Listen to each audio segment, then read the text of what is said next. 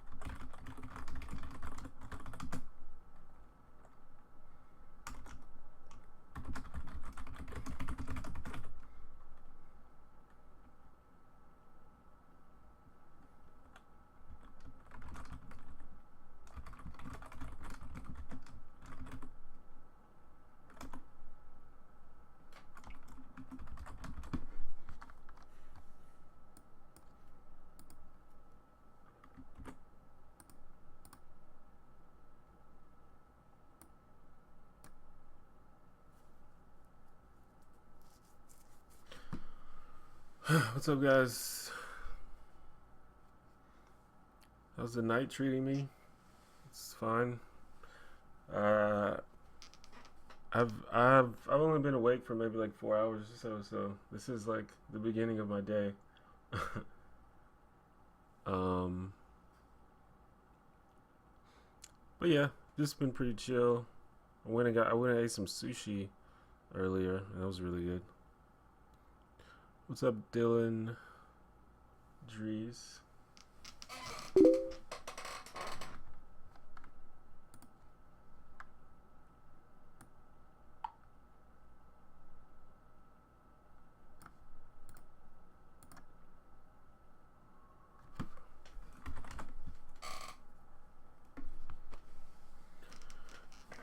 So I put the link on my social media sites, so hopefully we get some more people in here. Can y'all hear me and all that? Is it?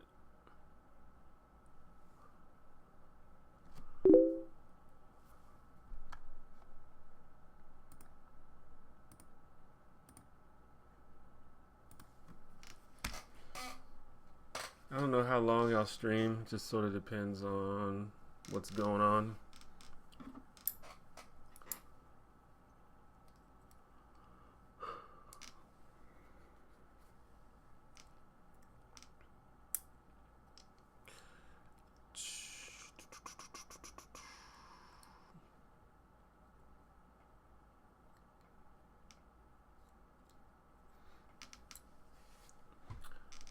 It's been a while since I've streamed. I like almost sort of forgot how to do it because it's been so long. But I guess it's working. And also, like a while ago, like a month ago, my hard drive on my computer crashed, so I had to sort of reinstall everything. And I don't know, some of the things, like I didn't have a computer for like a couple weeks or something. And I feel like shit changed. Like the software that I use got updated, so I didn't know how to use it anymore. But it's all good. I said I was gonna try to live stream more often, but I just haven't gotten around to it. I'm thinking maybe like live streaming like twice a month or something. And then I was live streaming on Twitch a lot, and then I stopped doing that. No real reason, but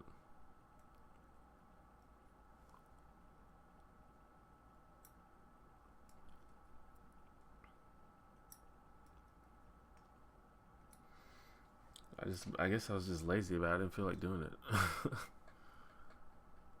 And also, my computer's not really great for streaming video games. But we'll see. Hopefully YouTube put up an acknowledgement on, or put up a thing on people's subscriber page that I'm live. It should have. Got a whole lot of new subscribers recently, so we'll see how many, if any of them want to come and join the live stream. As always, I don't really have anything planned. I just decided to stream today because it's been a while.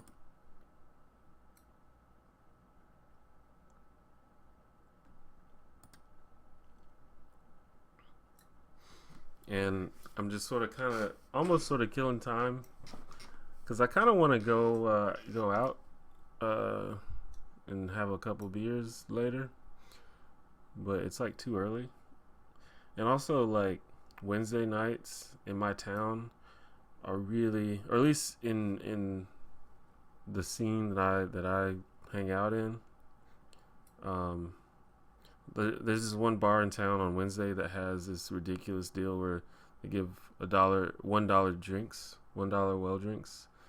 I guess that's not ridiculous, but it's really cheap and it brings a lot of people out. So Wednesdays are like really crazy. And the bar that I like to go to, all those people will go to after that bar closes. So it's like really fucking busy, and I don't really feel like dealing with all those people. I used to be into going out and partying with the crowd and stuff, but I'm like over it. I just want to sit at the bar and have a couple beers. So I usually wait till late, like way late, before I go out. And also, like, I like work at that bar now. So I just go and hang out with the bartenders like after everybody leaves. So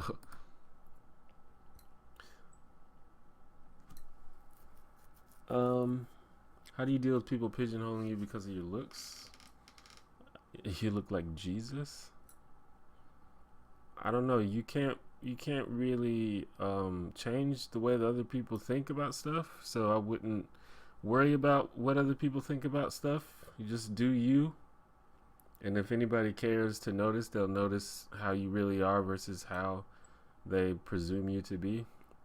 And if they don't notice, then fuck them. Like, there's like literally nothing you can do about that. So generally in situations where there's literally nothing you can do to change it, I would avoid worrying about it.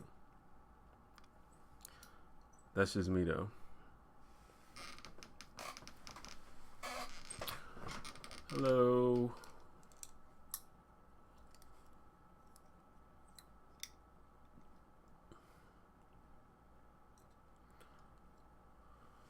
Some familiar names there.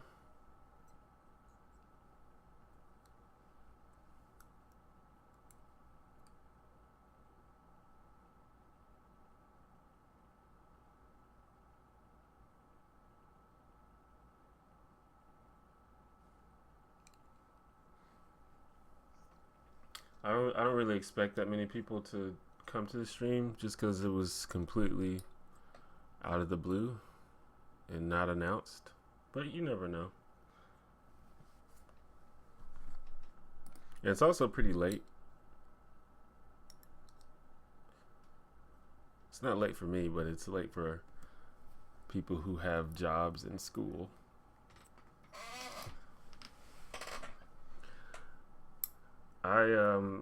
Like I was saying, I picked up some shifts at a bar, which is like the bar that I go to, so that's actually pretty funny. But anyway, I basically I don't bartend or anything, but I just sort of like stock the beer and check people's IDs and shit like that. So, and it's a bar that stays open really late. It's like one of like 3 bars in town that stays open past 2 a.m. So my schedule is basically the opposite of most people. Like I woke up at like 4 p.m. today, and I probably won't go to sleep until like 7 or 8 in the morning.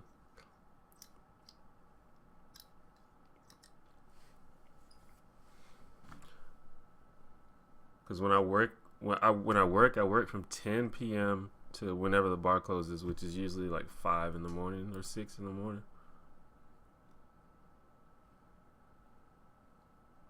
But it's only like 2 days a week, so it's not that bad. But it definitely, because I was just doing YouTube and that sort of thing, internet stuff, and it was cool because I was able to live off of it, but I definitely needed more income, and I sort of found the perfect gig for myself because it's low stress. It's only 2 days a week. It's a place that I'm already familiar with, and I already like all the people that work there, so it's cool. What's up, Casey?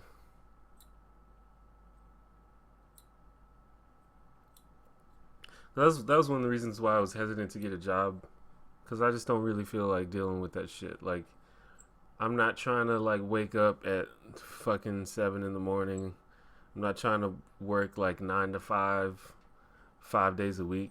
I'm not trying to have some boss breathing down my throat and yelling at me and telling me what to do and shit. Like, I'm not into it. I'm just literally not into it. And I'm also not good at jobs where I either don't understand or I don't care about what's being done at the job. And that's like most jobs.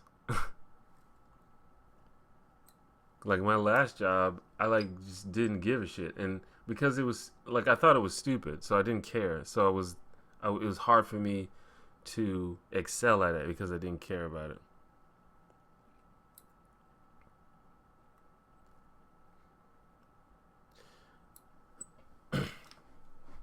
And my job now is very straightforward. It makes sense. You work at a bar, you check someone's ID, and if they're not 21, they can't come in. That makes sense to me, so I can deal with that. There's the coolers are empty. They need beer to be put back into them. That makes sense. I can do that. But like if you're working for a corporation, it's like we need you to engage the customer and really like make them feel special. Like that makes no sense to me. Like what does that mean? Or like we need you to fucking sell our product. Well, like I don't care about your product. I don't give a shit. So I don't care.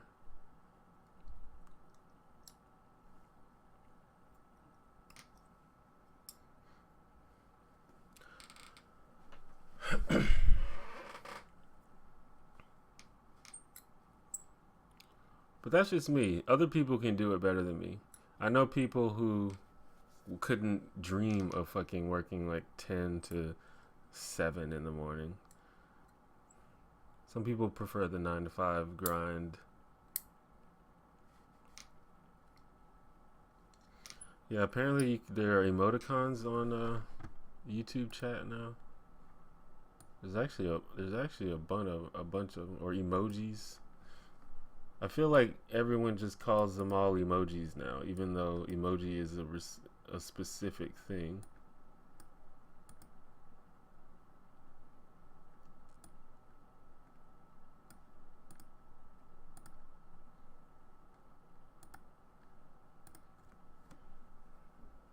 Yeah, your hours are pretty crazy sometimes too, Casey.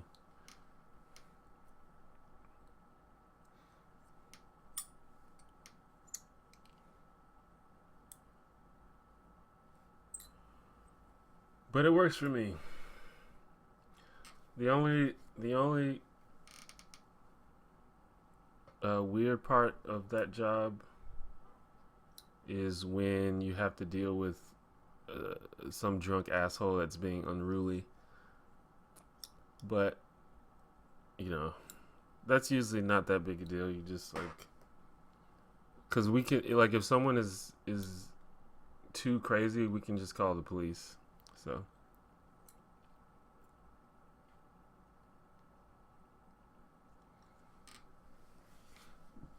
but it usually doesn't even resort to that because we've got a lot of dudes that work there, and then even most of the people who work there hang out there when they're not working. So there's at any point there's always like, like fucking 8 or 9 dudes that are more than happy to fucking deal with anybody that wants to try to be an asshole.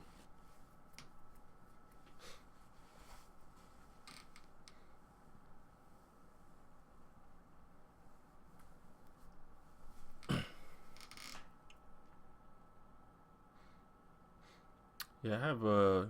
See, I can do. I sort of respect manual labor type jobs like construction and things like welding, and I have a buddy who's an electrician because, like I said, it makes sense. It's stuff that makes sense. It's like you have to do this in order for this to be a thing, so do that. I'm not very good at manual labor though, but that's mainly just because I'm lazy.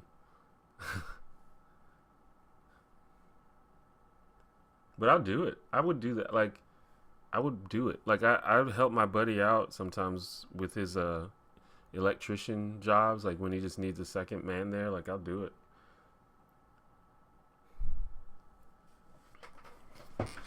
And I have a friend who does like what do you call it? Home improvement type stuff. And I help him out sometimes too, cause I can do stuff like that. Cause it usually pays pretty well for the work, and it's simple. Like it makes sense. All the pieces fit together. You don't have to like, I don't know. You don't have to like be a salesman or like speculate and stuff. You just do what needs to be done.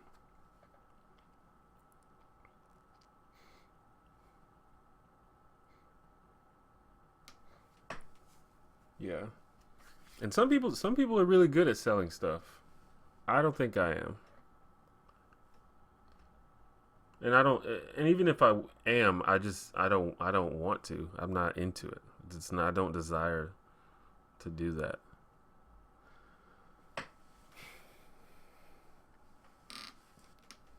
But some people are good at it. I had a friend who worked at Radio Shack. He was like a manager at Radio Shack, and part of his job was trying to sell people stuff. And that's you have to be good. I don't even know if Radio Shack still exists, but you have to be good at selling stuff from Radio Shack because Radio Shack is like kind of obsolete in today's time. So you have to really be good at selling stuff to get people to buy stuff from a fucking Radio Shack.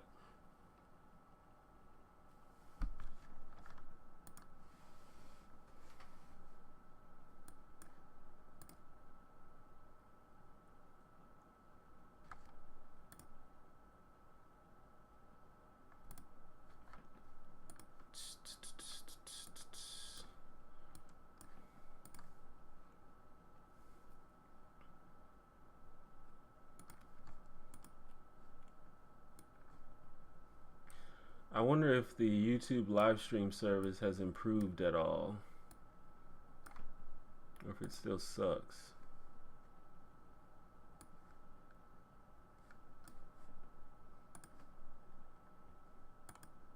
My guess is it probably still sucks.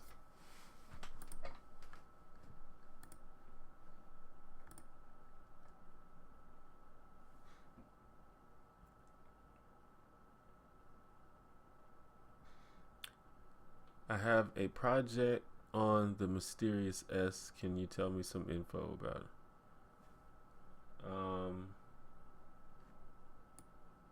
I don't know. What do you need to know? I don't. I mean, that's the thing about it is there is no info about it. That's why it's mysterious. Like pretty much everything I said in the video is everything I know about it, which is kind of nothing. The only thing that I know about it that I could say about it is what it isn't, which I said in my video about it. Like I don't think it's. A lot of people think it's related to the Stussy company, but I don't think it is. There's like no evidence that I could find that it is. But that's like by far the most common explanation for it. But there's no evidence of it. I think people just sort of heard it and just sort of accepted it, and then the two things became associated with each other. Even though, as far as I know, there's like literally zero pictures of any Stussy merchandise with that S on it. So I don't know. And then some people were saying that it was the Subaru logo or something. I don't think that's what it is, because it just sort of doesn't make sense. Oh yeah, definitely Radio Shack. That's how they make pretty much all their money is selling cell phones these days. But you don't have to go to Radio Shack to buy cell phones. That's the thing. Like if you want a cell phone, you could buy it directly from your fucking provider, or you can buy it from a place that sells other stuff that you need, like Walmart, or like I think you can buy cell phones in Target, but stuff like that. So like their job is if you walk into a Radio Shack, their job is to try to find a way to get you to buy something, because you really don't have to. It's amazing that Radio Shack is still in business, because there's literally no reason for it to exist.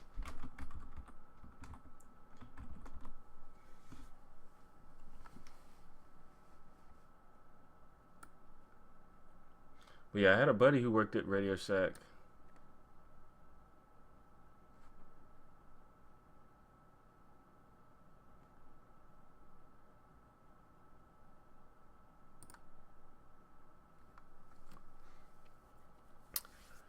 And he worked his ass off, and he made a lot of money, and he was good at selling stuff.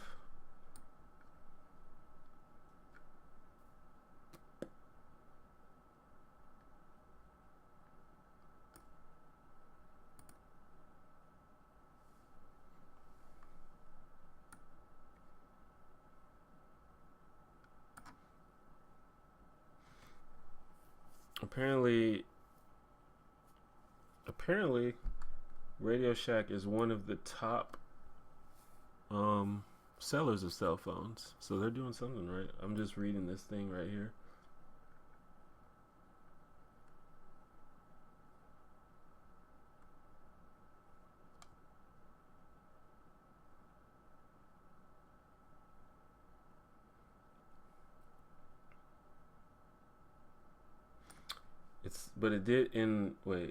In 2013, it closed over 1,000 of its outlets. That's what I was wondering, because I'm pretty sure all the Radio Shacks around here have closed. I haven't been to the mall in a long time, so I'm not sure, but it closed 20% of its outlets, or 1,100 of its outlets.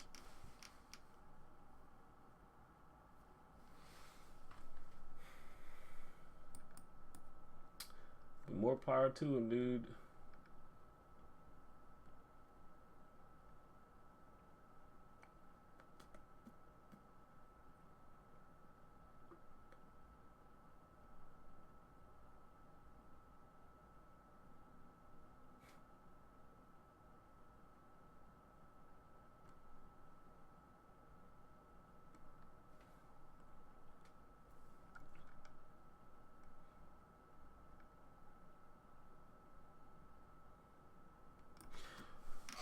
But yeah, I can't do sales. I can't do sales. I can't do retail. This is not my thing. It's not into it. Probably if I worked in the back and didn't have to talk to human beings, I'd be fine.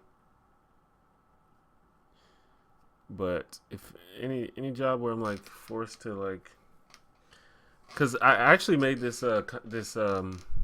analogy, because working at the bar is kind of similar to working at retail because you have to deal with all these people, you have to interact with them. You're not.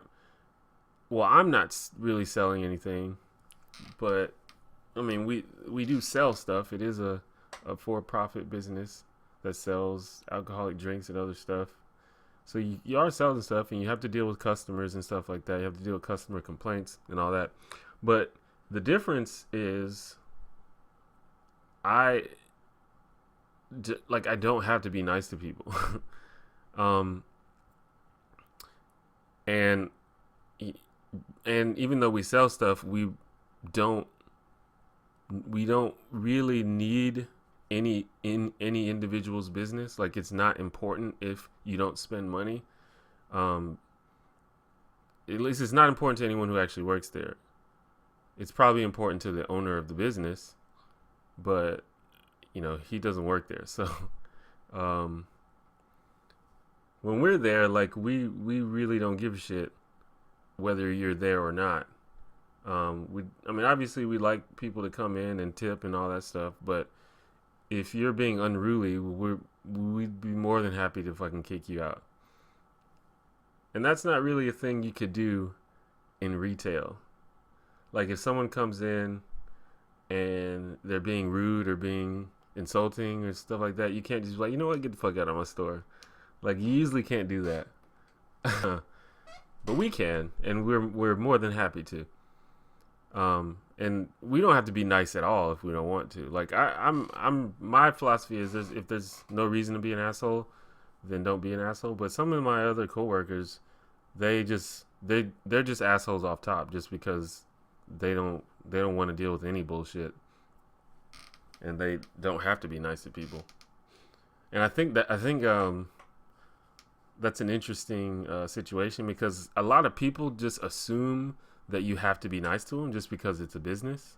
And so a lot of people want to take advantage of that. And I think that's what happens in other jobs, like in retail and stuff, where people like know that you have to be patient and nice with them. So they sort of take advantage of you. But that doesn't happen at the bar.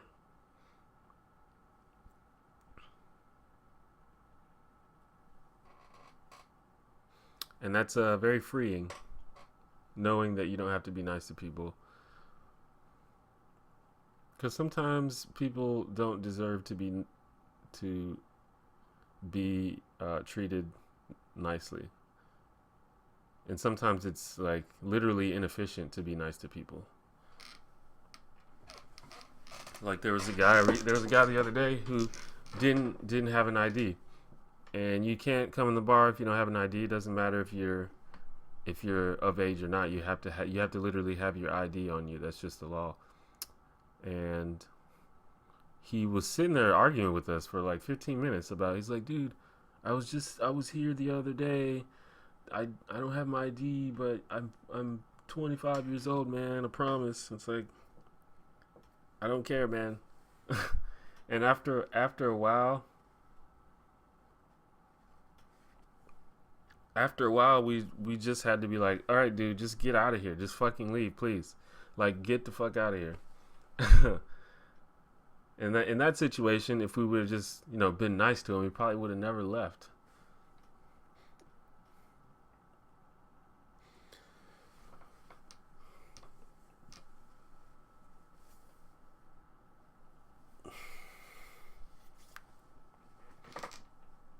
Yeah, you just have to. You have to try to work with unruly people. Granted, we get it to a different level, probably more often just because there's alcohol involved. But I've worked in retail, and you do get fucking raging lunatics sometimes, and half the time you can't do much about it.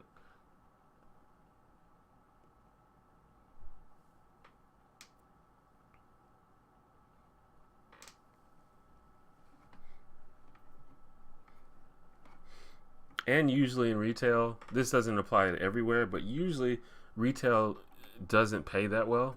So it's like I don't even get paid enough to deal with this. Like at least at a bar we get paid decently. And the bartenders usually make a lot of money. So it's like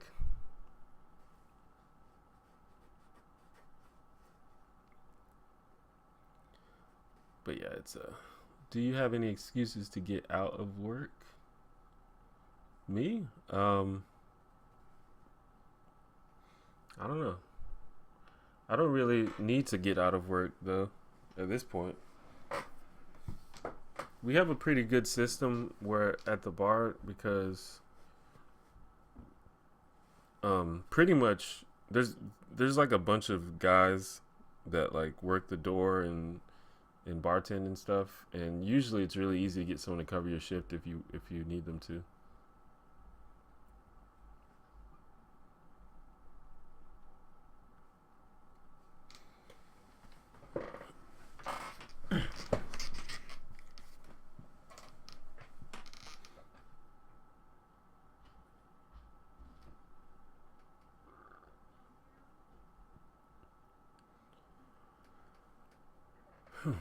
Having kids is a great way to get out of work. They always get sick.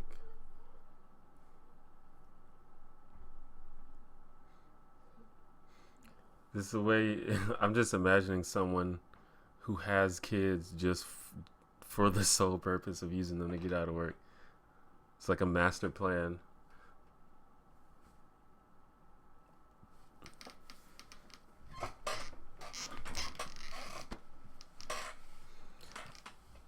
Kids are always sick, dude. How the fuck do people deal with that?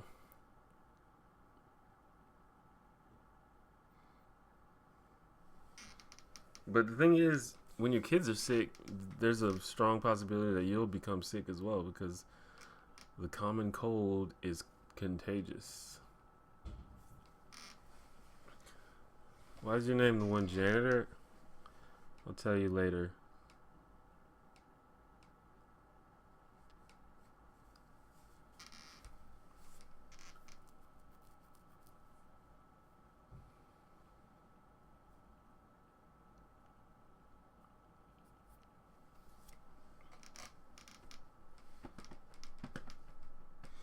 It's sort of like that in restaurants too. Like if you're a server or something and someone's being an asshole, you can't do too much about it. But servers get paid relatively well, depending on where you work.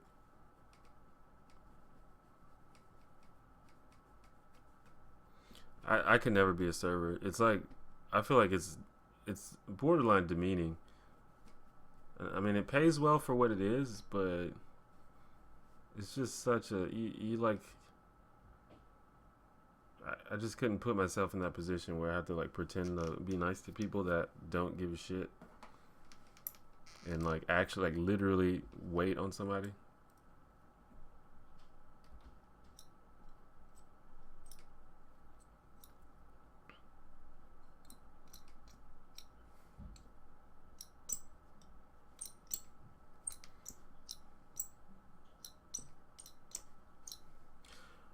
I don't know. I can't deal with kids, man.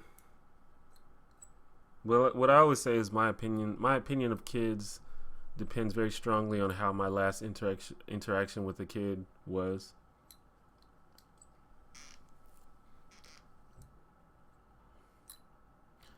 I would adopt a kid so I don't have to wait 9 months and a few years for the excuse.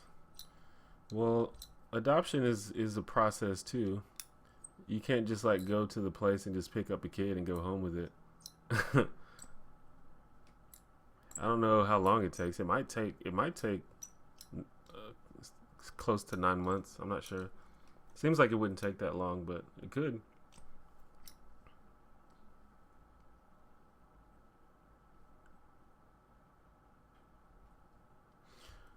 I think being a server, like I don't know, there's like working in the service industry in general. There's sort of like a camaraderie, I think, and so I think people like that aspect of it, where they sort of feel like they're part of the team. But as for the actual job, I just can't imagine how that's how that's pleasant.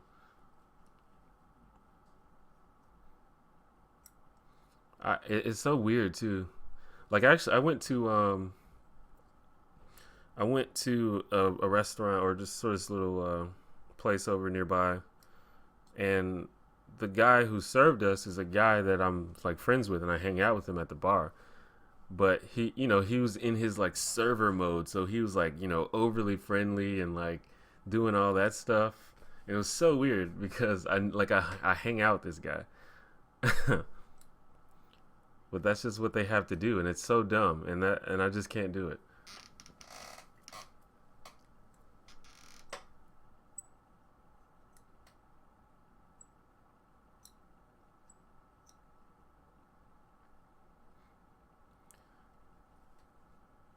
Kids are awesome. They're like little people.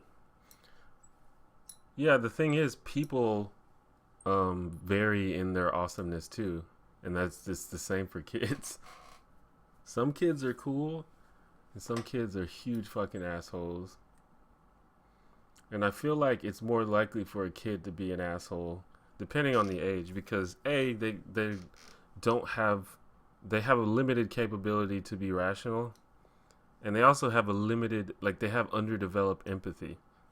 So I think it's much more likely for a kid to be an asshole. But I could just be hating.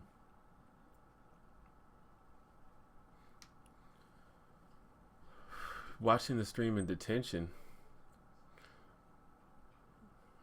You get to watch YouTube when you're in detention?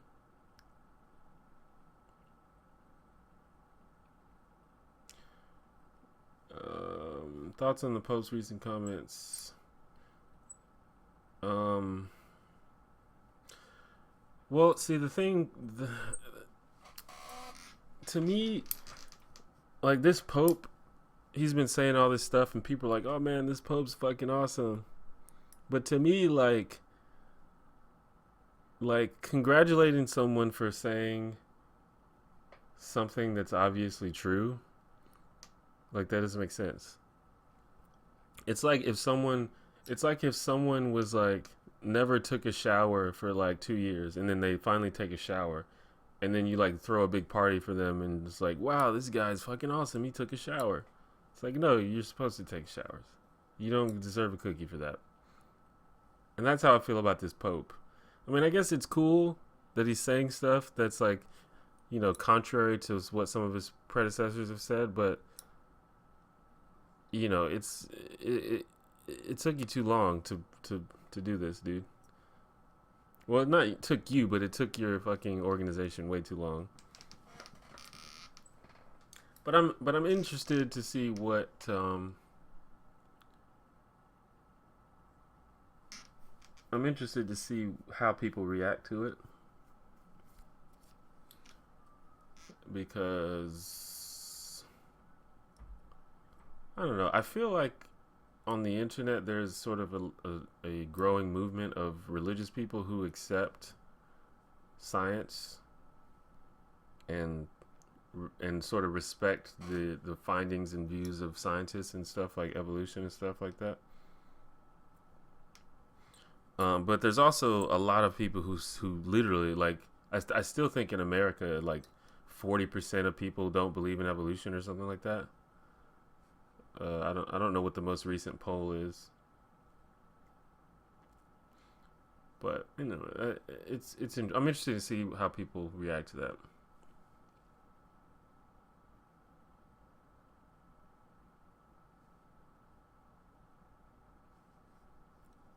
The detention lady is sleeping. Well, I guess if you have a job and someone's paying you and you can sleep, might as well do it.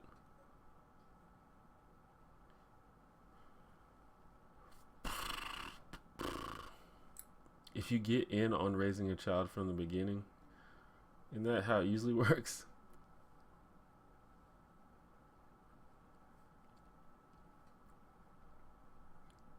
How does Tumblr work? Do you mean like literally how does it work? It's just a site where you make a blog and you can put whatever you want on your blog, and then you can follow people and have people follow you. and all the people you follow will show up in a timeline on your thing, sort of like Twitter or Facebook. But instead of posts and stuff, it'll be blog posts. It's sort of like a social network, but I don't really consider it that much of a social network because it's really hard to actually be social and network. It's just mainly a bunch of people looking at blogs.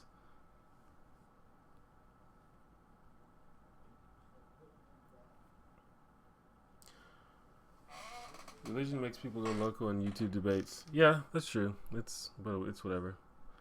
Um, like in my most recent video, if you've seen it, it's okay to disagree with people, and it's okay to have debates. As long as you're respectful. If you're not going to be respectful, then that's one thing. You probably shouldn't be talking to people. But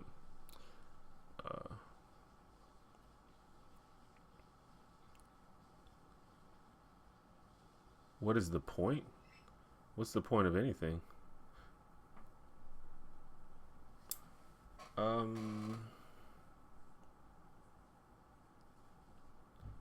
What sort of correlations do you think can be drawn between religious orthodoxy and ideological political orthodoxy? Well, I don't know. Like America, only quite recently in America has religion and politics been so intertwined, because like the country was sort of founded on separating church and state. Like that was like one of the big things that was supposed to happen. I can only speak from an American perspective as well, because it's gonna differ depending on where you go.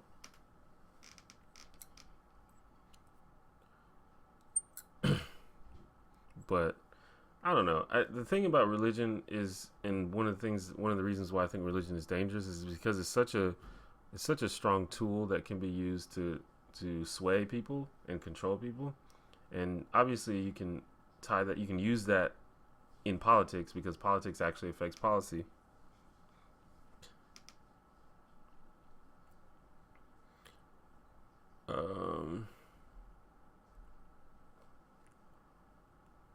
Every post is from another post. Yeah, every post is someone's blog. Oh, and I guess the main thing about Tumblr is when you see a blog post that you like, you can reblog that to your own blog, and so posts can get shared around a lot, and a lot of posts can go viral that way, just because everyone keeps reblogging stuff from a person.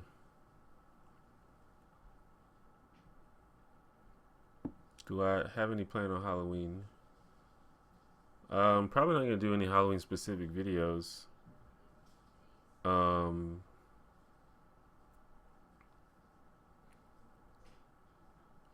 I have to work on Halloween, so not really. Probably not gonna do anything for it.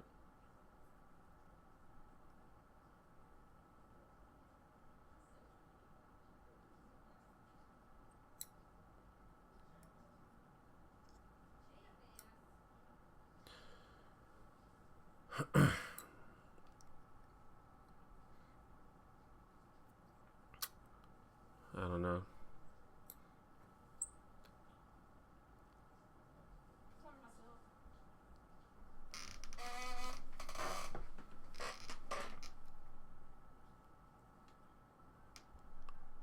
The kind of fervor you see hardcores.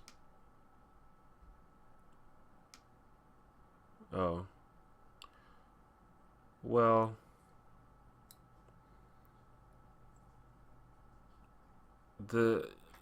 obviously it's similar. Any kind of fundamentalism or any kind of dogma will result in that kind of fervor. That's one of the reasons why I'm always very hesitant to make videos about like political topics, because it's one of those things that people like refuse to be challenged on. But that's anything. You can do that about anything. Politics, religion, you can do it about fucking Doctor Who or fucking Disney movies or comic books, Marvel versus DC, like anything like that. I think the difference between those things and religion is religion supposes it like it it asserts that it has access to the literal absolute truth about the world. I feel like political ideology isn't like that. Political ideology is like really strong convictions based on whatever caused you to come to those conclusions, and you probably won't change your mind. But I don't think it asserts that it's the literal absolute truth, the literal unchanging absolute truth. And I think that's what sets religion apart. But there's definitely correlations for sure.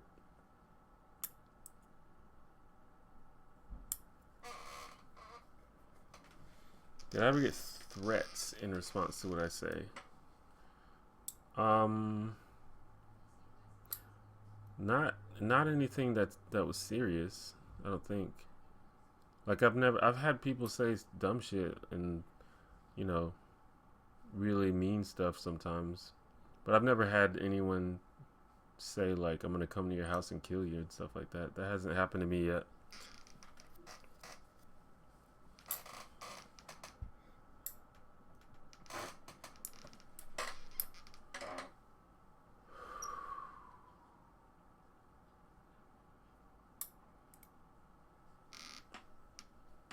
Yeah, fundamentalism. You can be fundamentalist about anything.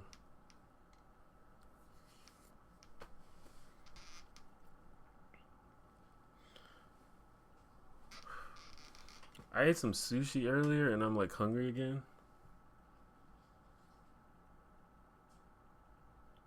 That's the thing about sushi. Like it's like really filling when you eat it, but then like 2 hours later you're hungry again. Do I not have sheets on my bed? No, I don't.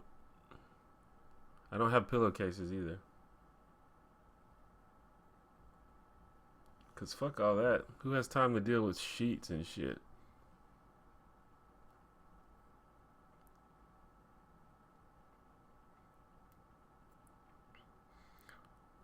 See, when someone says I will rape your mom, that's just someone being a troll. That's like obviously nothing that anyone should pay attention to. I think obviously I feel like maybe like 95% of threats on the internet are just trolls and people being jackasses from their fucking basement or something. The only time that it would be should be taken seriously if someone like reveals that they have like actual personal information about you, which that's a bit crazy. And I think that's the main thing. If someone like reveals that they know your address or know your neighborhood or know like your family members' names and shit like that, that's when it gets serious, and that's when you might have to get the police involved. Any plans to build a green screen? Yeah. I'm working on upgrading my equipment because my income has increased recently, so I'm working on doing some upgrades to my equipment. I'm eventually going to start shooting in a different place because my apartment is just too small. But I have some ideas of places where I can shoot, and green screen is always good. You never know when you're gonna need a green screen. My videos don't generally call for a green screen, but having one will probably allow me to do more creative stuff. But first, I'm going to upgrade like my camera and my lighting and my microphone and all that stuff.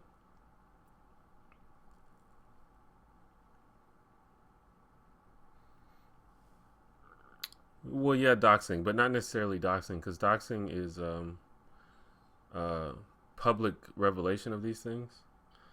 All right, see you, Casey. I'll see you Friday.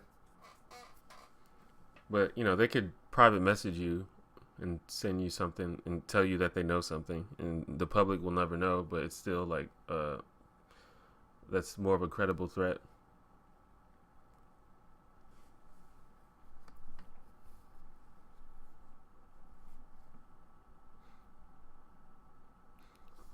Yeah, I'd probably. I don't know. It depends because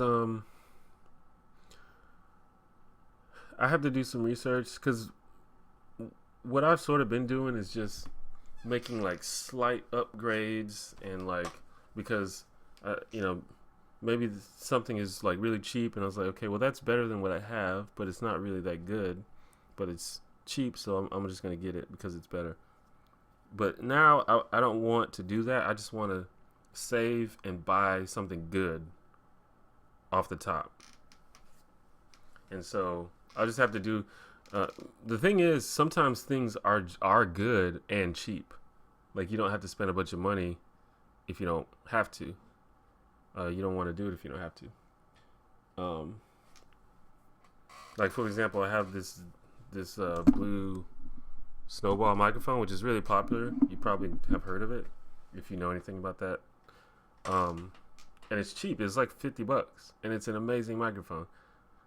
So I didn't have to I didn't have to spend like $300 on like some condenser microphone just for like streaming or things like that because this works and it's cheap. So things like that. So I don't know if I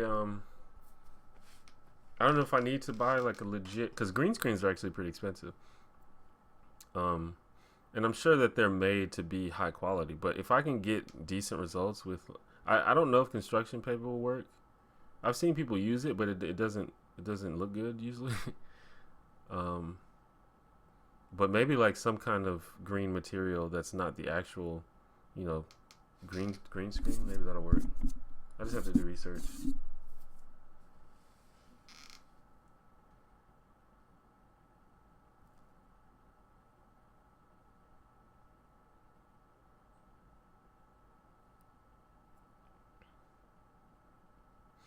Yeah, if you have info that's already available to the public, then that doesn't matter. Like if someone fucking messages me and says, "I know your name is Kevin and you live in Alabama," then that's not very credible because anyone can find that information out. But if they say like my actual address or like my fucking grandmother's name or something, then that might be a little bit weird.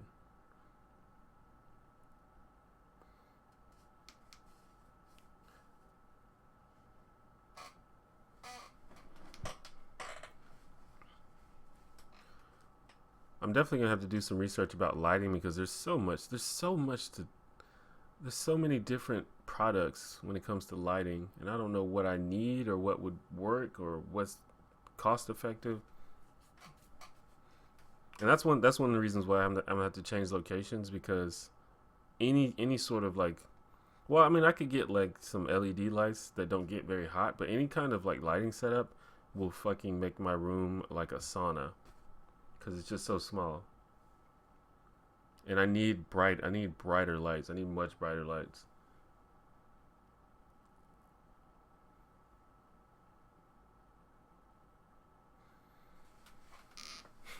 Well, they make green bodysuits. That's what they use that in movies and stuff all the time.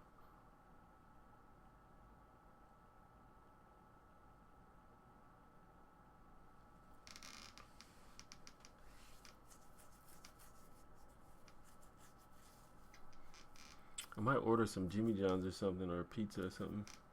I got a lot of shit on the internet for saying I like Jimmy John's because apparently the owner of Jimmy John's is an asshole. But the food is really good, dude. I'm into it. I used to work at Jimmy John's a long time ago.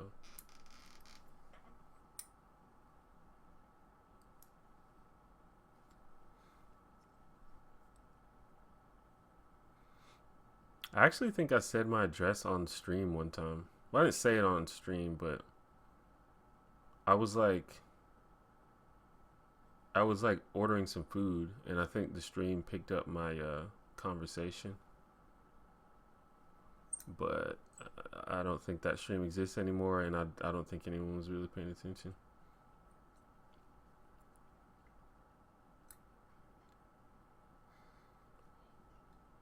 What is the South like? Well, I've lived in the South for my entire adult life. so I don't have that much of a frame of reference. But I don't know. There's a lot of things that I think are notable, I guess. Like there's the whole like Southern hospitality thing, which is actually real. Like people are very polite for the most part, and that's just sort of just a mentality because sometimes I visit other places, especially like in the East Coast and the Northeast, and people are just not polite at all.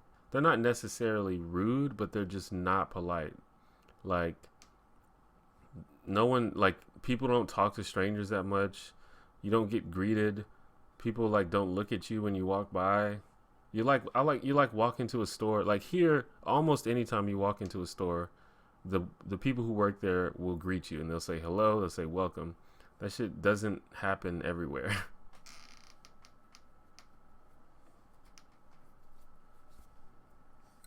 So that's one big thing. Um, Obviously religion is still really huge in the South. Um, Although among the youth in the city, like I live in the city, so like most of my friends are either non-religious or straight up atheists or just they believe but they don't practice. Like pretty much everyone that I encounter or hang out with is like that. But overall, it's still a really huge deal, and our politicians are all like Republican Christians, and it's really really serious.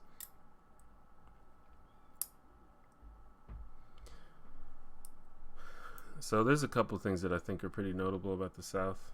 It's all right though. As an atheist, what do I think of holidays? I don't know. They're fine. I don't know what would me being an atheist affect how I feel about holidays. I'm down with people celebrating stuff.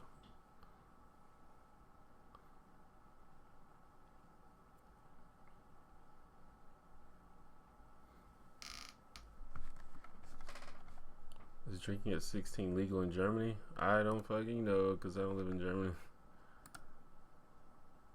I know I know it's not 21. It's lower than 21. I'm pretty sure. What do you think about WWE Hell in a Cell? I think it was good until the end. The end was stupid, but I think that the WWE intentionally makes the endings of their pay-per-views lame so they can make WrestleMania seem more hype by comparison.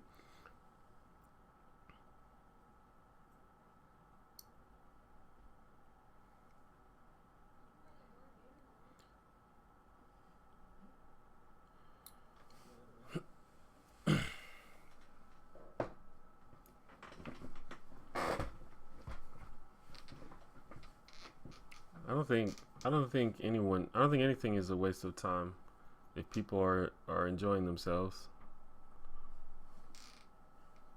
and not hurting anybody. That's my like if you are happy and you're not hurting anybody, then I really don't give a shit. I don't know why anyone would think that I would give a shit. And I don't understand people who do give a shit.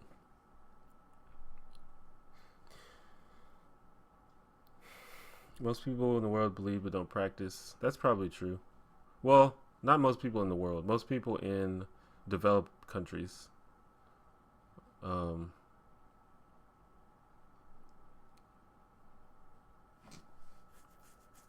but like if you go to like the Middle East, they do believe and they do practice.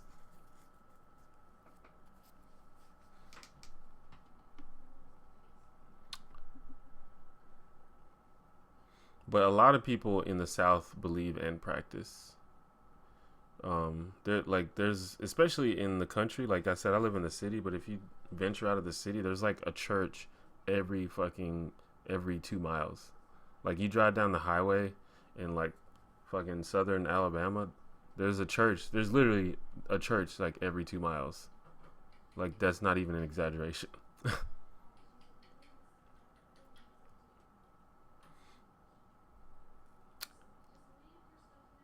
I'm I'm very very excited about the new Smash Brothers. When it comes out, that's probably all I will be playing, and I'm probably gonna stream it on Twitch. So if you guys are interested in watching me do play Smash Brothers, you should do that. For those that don't know, I'm like really super into Smash Brothers. Like I play it competitively, like going to tournaments and stuff. So I'm like really super into it. I was like top 10 in Brawl in Alabama for a short while. So that just lets you know how much time and effort I put into Smash Brothers. I know more about Smash Brothers than a human being should probably know. But that's just one of those things. That's the thing that I got into. Everybody has their thing. What's happening?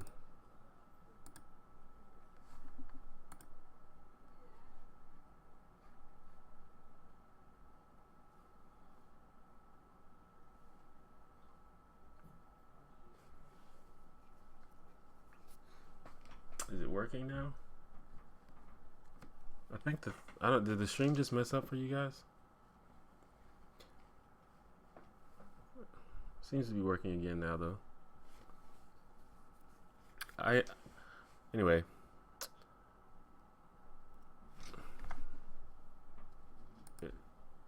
I was like top 10 in Brawl. Right.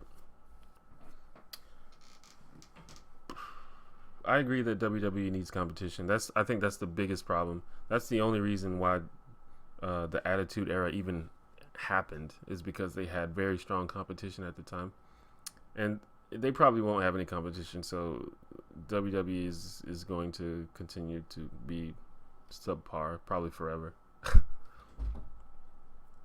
What do I think about the Slender Man? I don't know. I don't think about the Slender Man. That's just too creepy. I can't deal with that.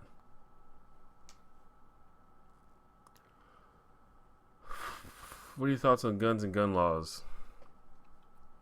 Again, I can only speak from an American perspective because I think it's different. That's the thing that a lot of people don't acknowledge, is that it's different depending on where you go. I think other places can deal better with, lax gun control than America can.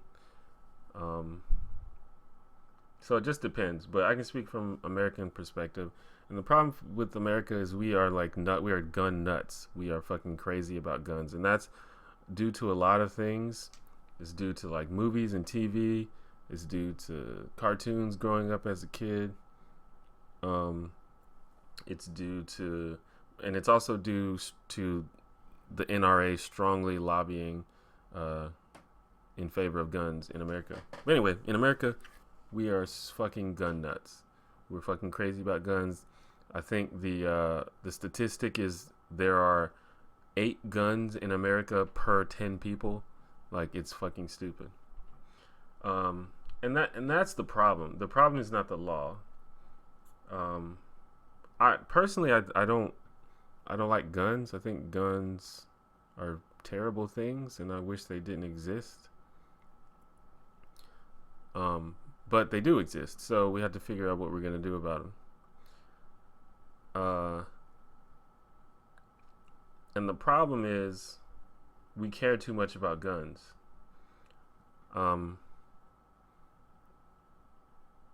If we didn't care about guns this much, then gun control wouldn't be an issue. But I think that I guess what I'm saying is practically you can't fix the problem by just changing the laws, because we care too much. But if you just want to know ideologically, like I don't like guns. I think the Second Amendment is outdated, and I think there's no reason anybody needs to have a gun. They're demonstrably bad things. They're like, most people get guns for self-defense, but it's like statistically proven that they're terrible at providing self-defense. So it's like there's literally no reason to have a gun. I mean, there's some situations where it's reasonable to have a gun. Like, for example, I have a buddy who lives out in the woods, and there's like fucking coyotes and wolves and shit that like could literally attack him. So there's situations like that where having a gun kind of makes sense. And But other than that, I feel like there's no reason to have a gun. But practically, if you mean practically, um, they're there, so we have to do something. And I think the only thing that's going to work is we have to stop caring so much, and we have to stop being so fanatical about fucking guns. Like if we grew up, like, you know, if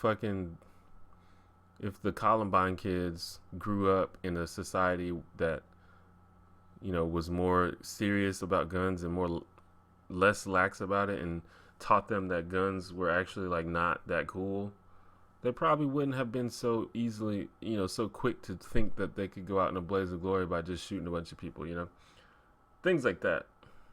It's a cultural thing. I feel like changing the laws doesn't fix the problem.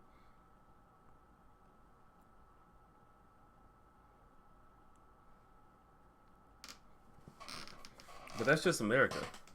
Like, other countries can get away with lax gun laws because their culture is not obsessed with violence and guns and stuff.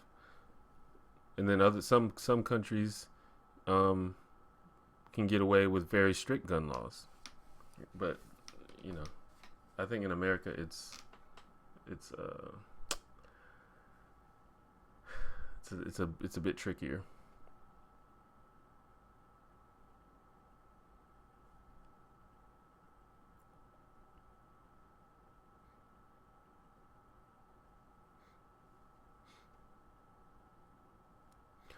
What do I think of Smash 4's roster? I'm okay with it. There's a lot of weird people in the roster. But I'm okay with it. I honestly, I think it's too big. I think there's too many people in the game. But this is just coming from a competitive aspect. If you don't play the game competitively, it's probably like awesome to you that there's so many characters. But as a competitive person, it's like, fuck, dude. Like, I have to learn all these characters. I have to learn all these matchups. I have to learn what everyone can do. If I want to be successful as a competitive player, I have to literally learn all the characters. And it's annoying, and I don't want to do it. But it's cool to have some diversity.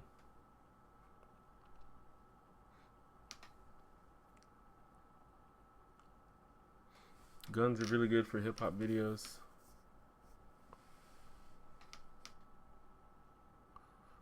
Well, yeah, that's part of the problem is, you know, the glorification of violence in hip hop and movies and things like that.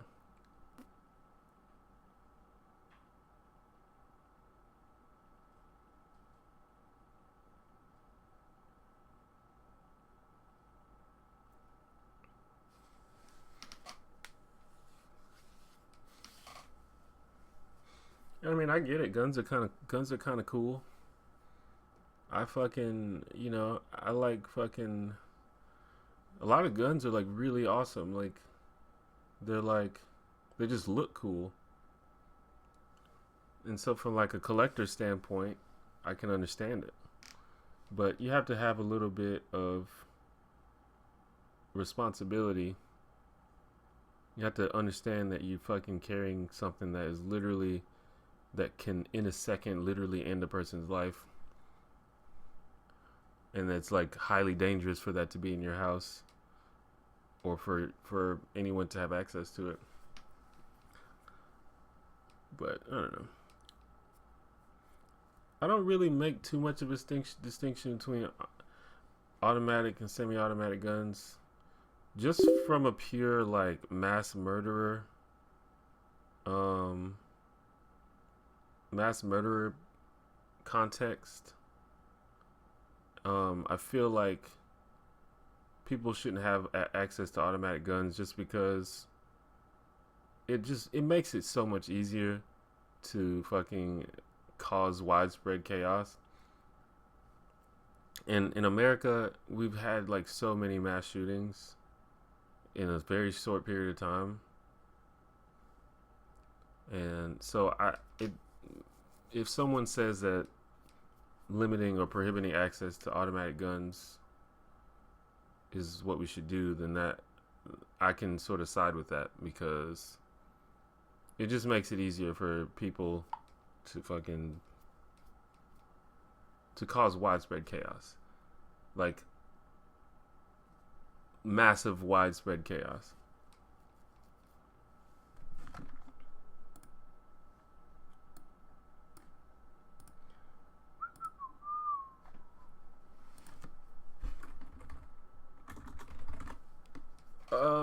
Yeah, apparently Little Mac is good, but I'm skeptical. Like, there's sort of this thing where there's sort of this thing that happens in Smash Brothers where there's a character that is hard for people to beat until you get better at the game. Like in Brawl, it was Ike. Like everybody thought, like most casual players thought that Ike was just broken. He's too strong. He's just fucking OP. But once you get better at the game, Ike is like one of the worst characters in the game because he has a terrible recovery. He's easily juggled and he's very slow. And I don't know if Little Mac is quite the same as that. I haven't really played the game yet, so I couldn't know. But I suspect he might be like that because Little Mac has a terrible recovery. That's one thing. He's much faster than Ike. He's actually a fast character, so that could have a lot to do with it. But he's really bad in the air, and Smash Brothers has always been a very aerial game. So I don't know. I'm interested. I'm interested to see. Do I have a favorite type of character? How long have I had my locks? You asked that earlier. Like six or 7 years. It's a specific type of character fighting style, brawler, close range, long range.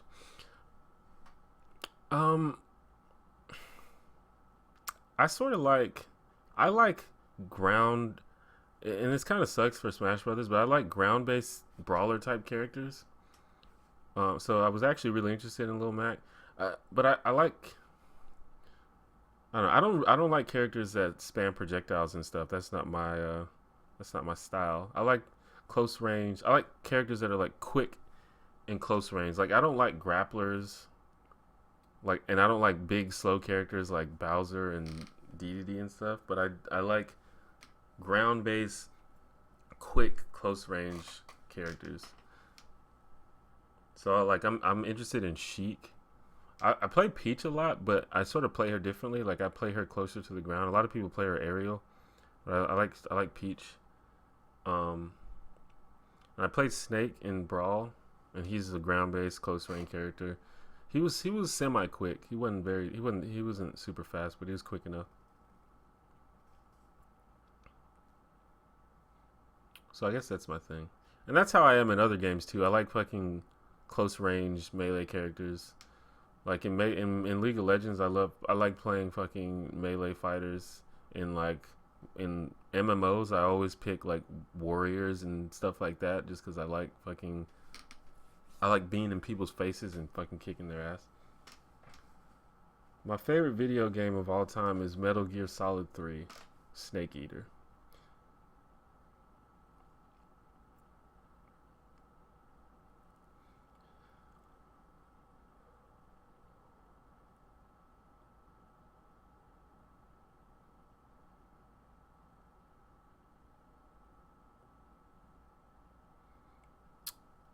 Yeah, Duck Hunt is apparently really good. The only thing I hope is that there's not one character that completely ruins the game by being too good, like Meta Knight in Brawl. I don't mind there being some good characters. I don't mind there being a lot. I don't mind there being a small amount of characters that are better than the others, because that's how most games are. A lot of people don't like when you try to separate characters into a tier list. But that's just gonna happen anytime there's a game where there's more than one character that are different. There's always gonna be someone who's better than the others. But the problem in Brawl is that there was one character that was better than everybody by a fair margin, and it just ruined the balance of the game, and it made a lot of characters completely unviable, and it made a lot of stages completely unviable just because Meta Knight just ruined everything. So hopefully that doesn't happen.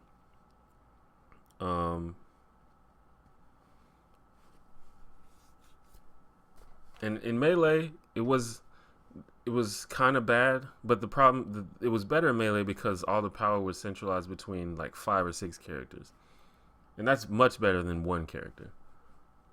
But it still sucks that there's so many unviable characters in Melee. No, I'm not a janitor.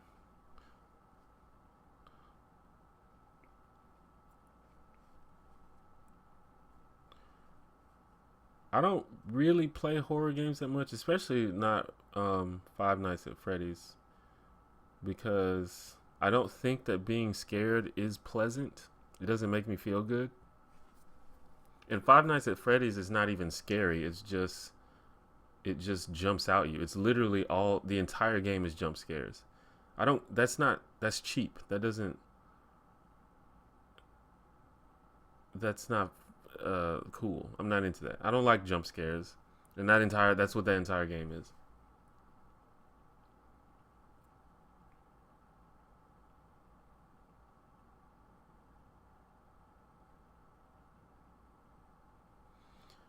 A video game and a video game and a video game. I don't know if that exists. There's lots of games where you play video games in the game, but I don't know if there's any where you play a video game in the game where you play a video game.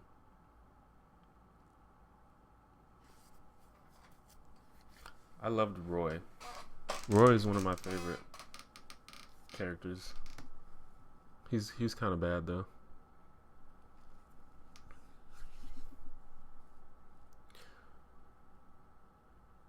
Am I gonna bring back the Friday live streams? Probably not gonna do weekly live streams, but I'm gonna try to do at least like 1 or 2 every month. If I can develop sort of a format and like actually have stuff to talk about, then I'll do a weekly show. But I don't have that yet. Because the problem is my live streams are heavily dependent on there being people watching and also those people having questions or something to say. And it just got to a point where that wasn't always happening. Like sometimes just nobody would come, or sometimes people would come but they wouldn't say anything. So I'd just like be not talking. And that's not that fun. And that's not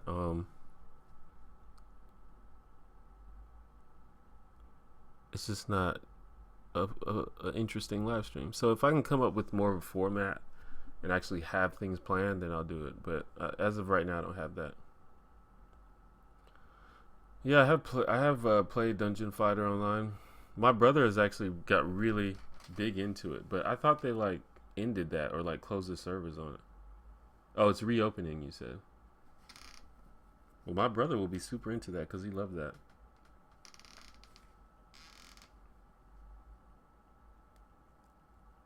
He actually got really deep into that game. He played it every day.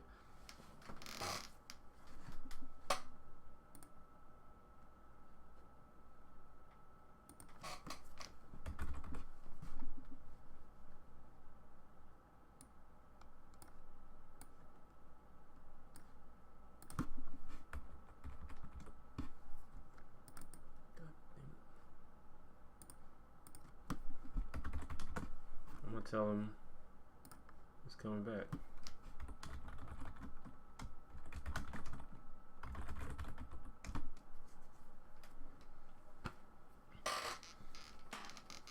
Do I have a current television show I'm really into? Not really. I don't watch TV ever. Currently I'm trying to watch all of the episodes of Parks and Recreation on Netflix, but I don't watch any shows like when they air, and I don't even watch that many shows on Netflix either.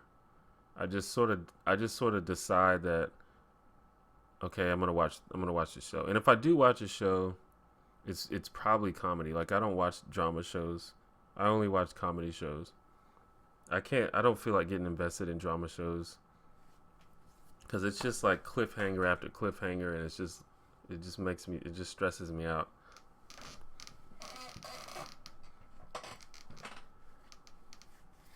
but comedy shows are good because for one, I just really love comedy. I'm a big fan of comedy. I like stand up. I love comedy writing. I love sitcoms. That's just sort of one of my passions in life.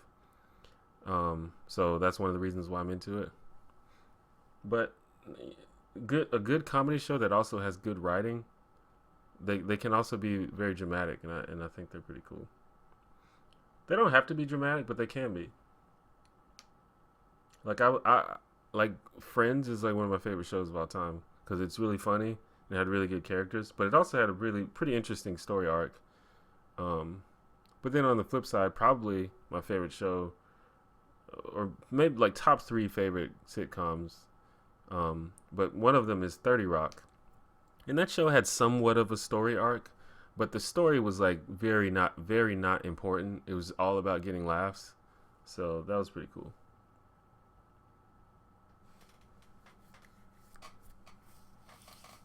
But I don't even know what's on TV these days. I just sort of just randomly stumble into stuff.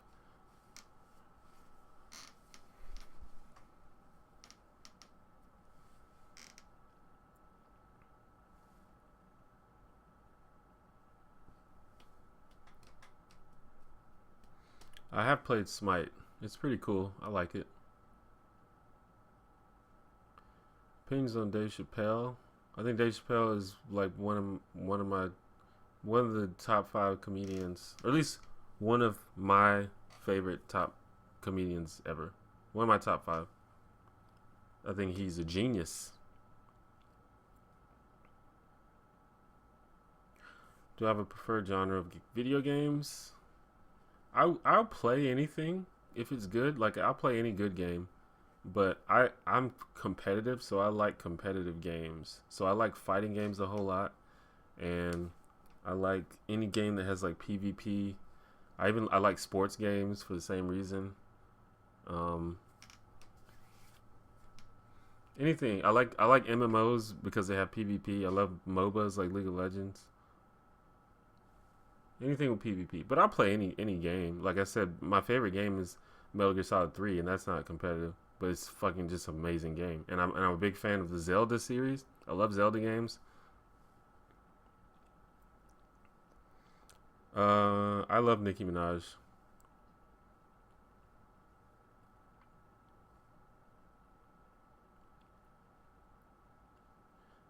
Do you have a favorite book series? Not really. I don't read enough to have a favorite book series. I haven't.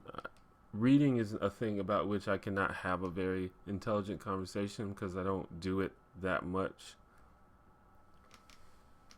Which apparently is surprising to people. I feel like people assume that because I'm like not stupid that I must be a avid reader or something, but I'm really not. I try to read more, but I should try to read more, but I don't know. A book has to be really engaging for me to actually sit down and read the whole fucking thing. And I read very slow too, so it's like it's a time sink.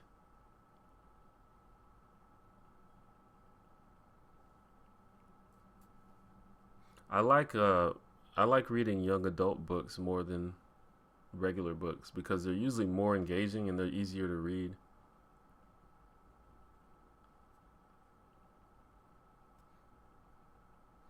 I've never played RuneScape, but I've played Minecraft. Minecraft is cool. I actually like the Kim Kardashian game. The only problem was it just has the same problem as any other mobile game is you can't fucking play it if you don't give them money.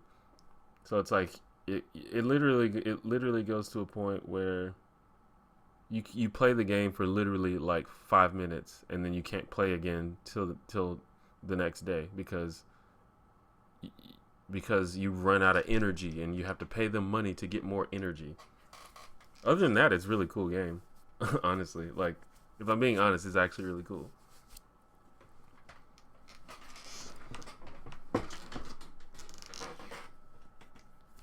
I have never played Monster Hunter. No. That seems like something I might like. Another thing I like, I do like competitive games, but another thing I like is sim games. I'm really into sim games. And I that's one of the reasons why I like Minecraft, because it's somewhat of a sim game. I guess it's not a sim game, but it has that same free, um, open world sandbox style. So it's like I like to compare it to a sim game, but I like sim games a lot.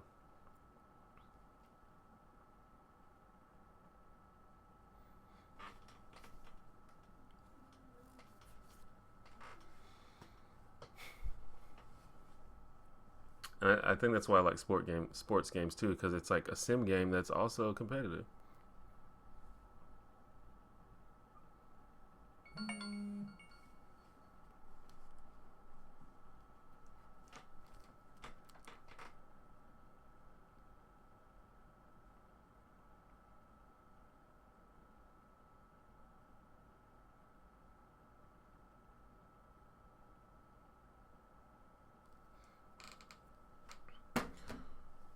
Doo-doo.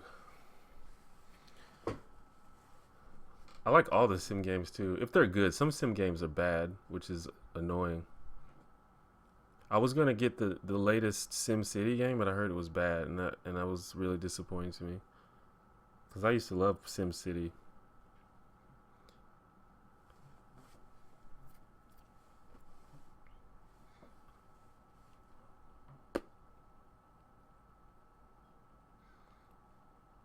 I'm definitely looking forward to the new Bayonetta. I don't play Pokemon games though, so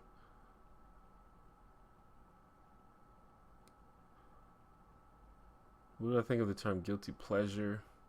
I mean, I think it's an innocuous term, but I don't believe if I don't believe you should be guilty of something if you like it, and if it's something that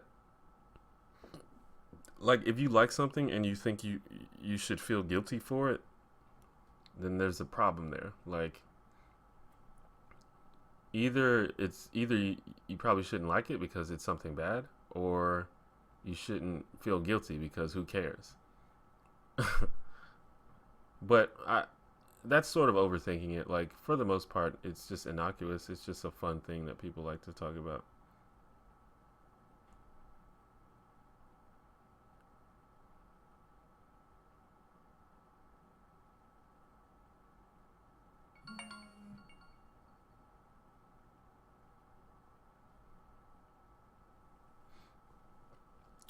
I don't even know what's being talked about right now. Something about panties.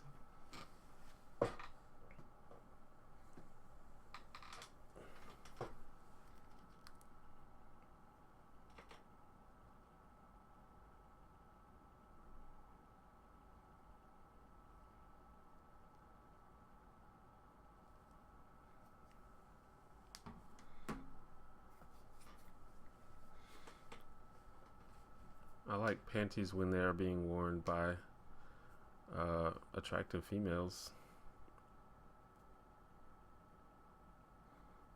Do I watch any YouTubers? I watch a lot of YouTubers, quite a bit, quite a few. I'm actually subscribed to like 800 channels on YouTube. So I just like a lot of stuff. I'm subscribed to all kind of different stuff. Instead of TV, I watch YouTube. Like I said earlier, I don't watch TV. Um, what I do watch is YouTube. I just sit and watch YouTube all day, and I like everything. I just watch I even watch some beauty gurus, even though I don't wear makeup. But some of it's fucking interesting. I like vloggers. I like comedy videos. I like informative, educational. I like, you know, I just like everything. I like news. It's actually it's pretty disappointing how much emphasis we're putting on Ebola right now. The fact that it's being talked about so much is really obnoxious.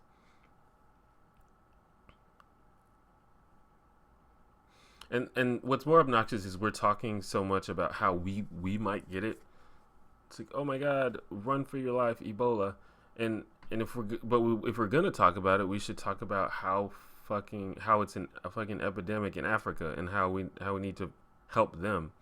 We don't need to we don't need to you know pollute the airwaves with this because like 2 people got it in America. Like, that's fucking stupid. Okay, we can mention it. One person got Ebola, one person died, one person survived, or something like that. Mention it. Don't fucking talk about it for like a week straight. It's not that big. It's not that big of news. No, I said 800. Over 800. A lot of the channels are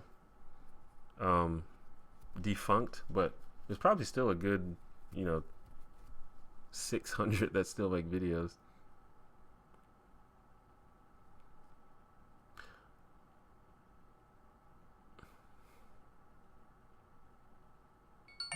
I have heard of the Legend of Zelda CDI games.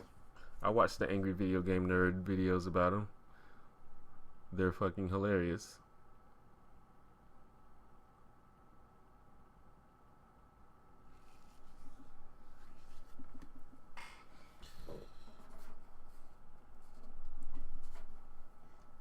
Ebola giveaway.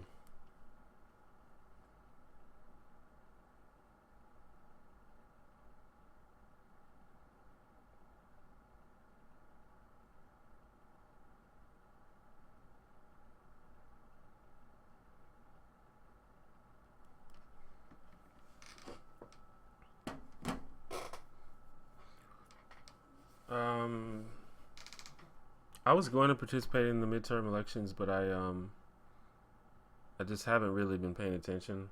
But I've actually, that's sort of like one of my goals, is to become more informed about local politics, because I think that's where we can actually make a difference. Like, I think fucking federal politics is just a shit show, and it's kind of beyond our fucking influence at this point.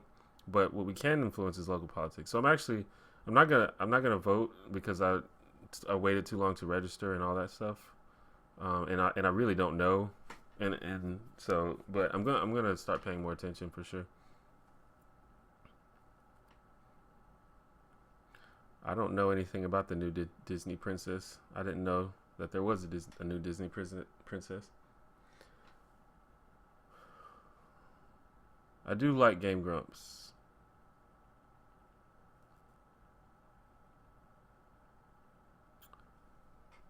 I liked it better when JonTron was on it, but it's still good.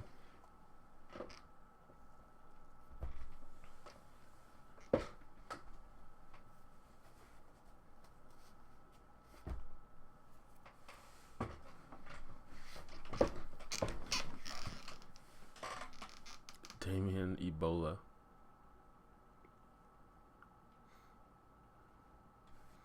I wouldn't be surprised if they did do that.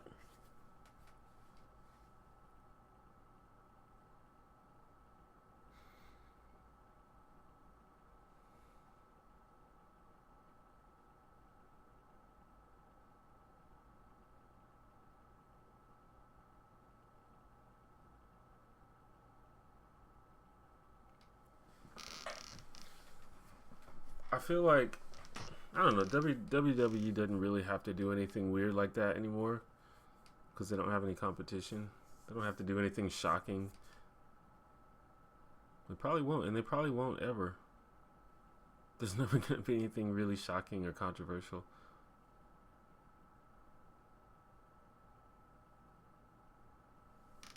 Because why would they? They don't have to.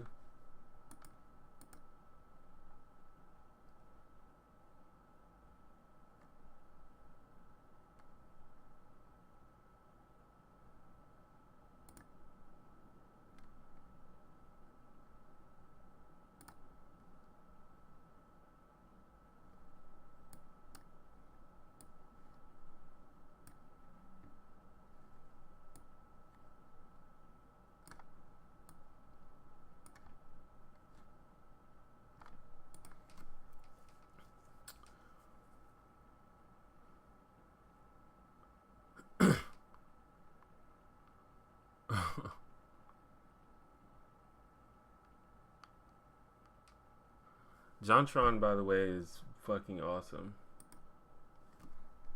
I think he has the best gaming related channel on YouTube. I fucking love JonTron's videos.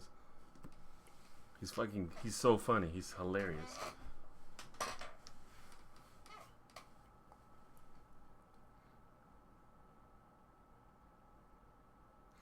I sort of consider him like the new school uh angry video game nerd. Like I love the angry video game nerd, and he's just sort of like the OG of that style of, you know, narrative video game reviews. And JonTron is just like the new school, like the new style of humor and the new absurdist style of humor that's really popular right now.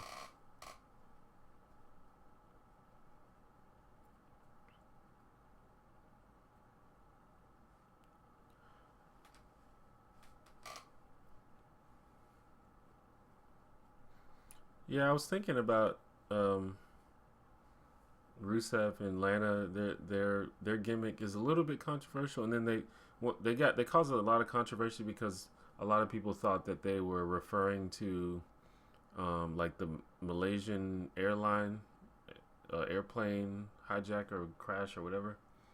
Um, but I don't think they were. I think that was just sort of a misunderstanding.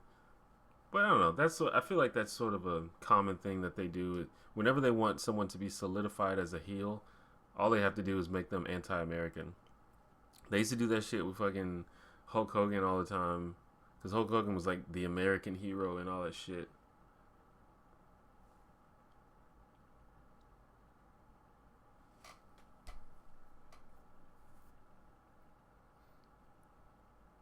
All right, see you, dude. Smelch. I like Total Biscuit. I don't watch his videos consistently, but I really enjoy I like watching his videos more than anyone else's when I want to, like his series like WTF is, like it's really good for like just getting the gist of a game.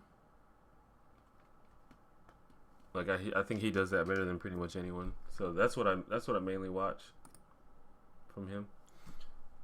Um, I really like his voice. I like the way he talks. His accent is cool. Two Best Friends play is really good too.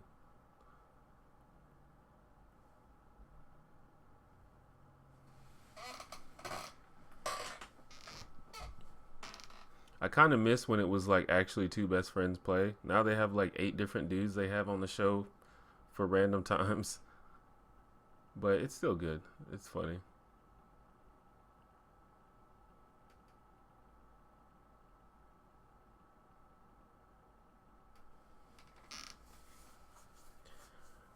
I love John Tron. I think he's fucking. I think he's hilarious. I think his videos are like side-splittingly hilarious.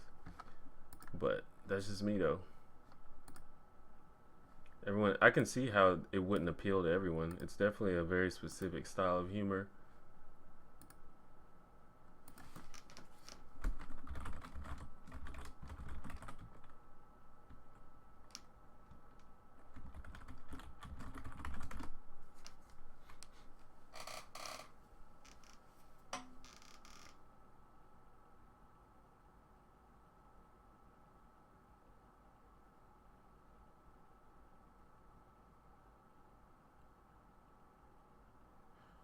But yeah, I watch a lot of stuff on YouTube.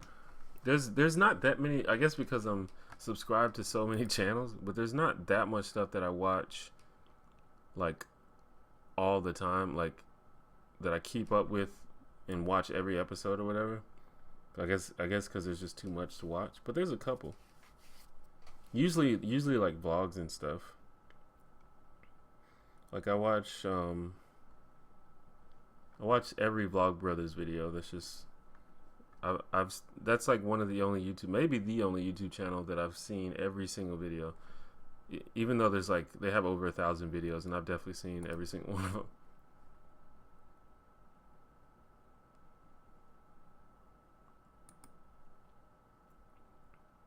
And I watch most of Mike Falzone's videos, which if you don't know who that is, you should check him out. His videos are similar to mine except better, where he just like gives advice to people about stuff. And he also does this like comedy routines and stuff like that. But it's really good. You should check it out.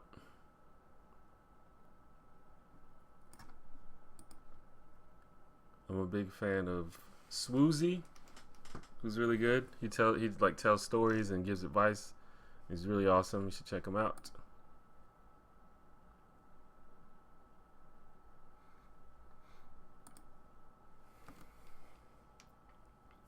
Swaggy E. I think it's pretty silly. It seems like it's ironic, but maybe it's not ironic.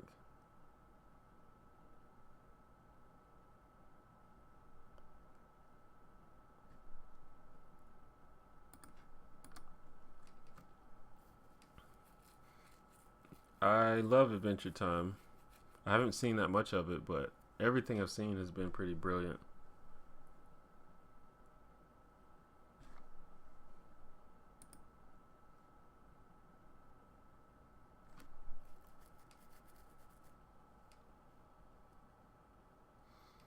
It's really funny. I don't know, it has this really eerie tone to it, but it's like funny, and then I really like the voice acting in that show. Like all the voices are really good.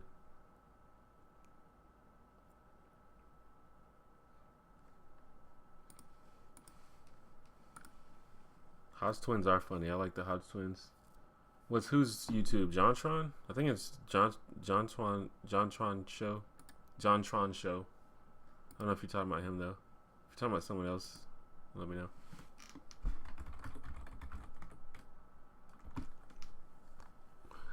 JonTron.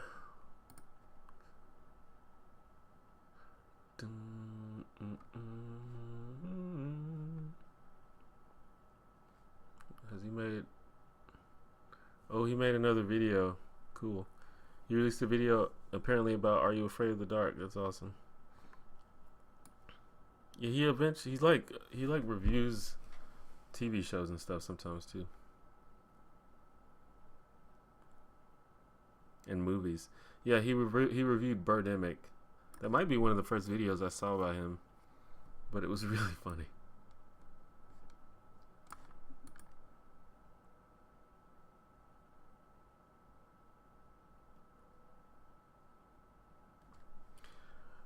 I considered the possibility that maybe you made your name that because you know that it sounds silly, but maybe that's not why you did it. Maybe you actually think it doesn't. Maybe you actually think it sounds cool, which is fine if you do.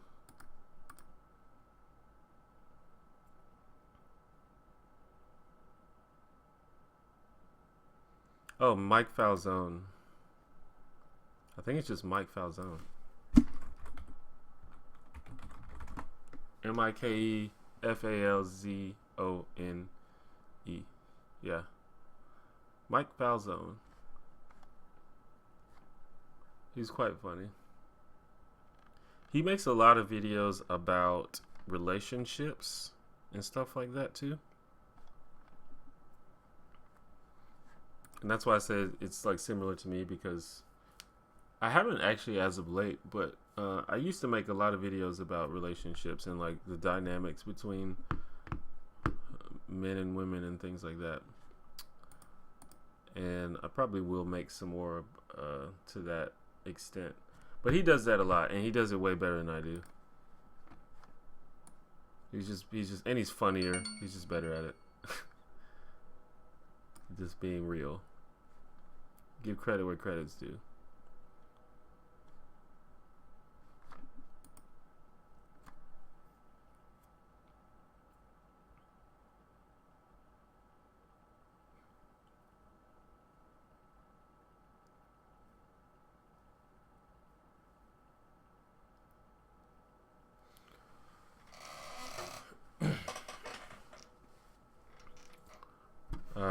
I am looking forward to Mortal Kombat X. I didn't even know that had been announced.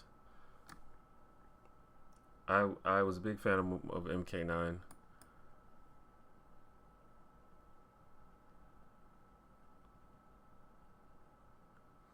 Is playing the sex, race, whatever card really a thing? Yeah, it's definitely a thing, but almost all the time people are accused of doing that. It's not a fair accusation.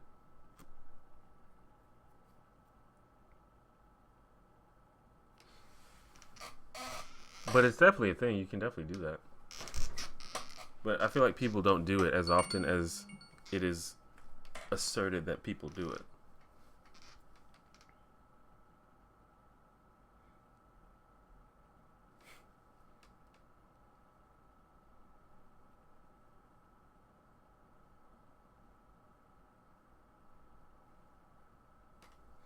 How long is this gonna go for? I don't know. I'll probably end it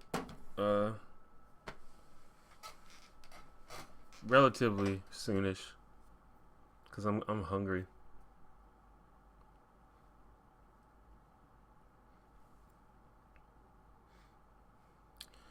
Do you speak any other languages apart from English? No. I I know some Spanish, but not enough to say that I speak Spanish. But I probably know more Spanish than the average American, but I still don't know enough.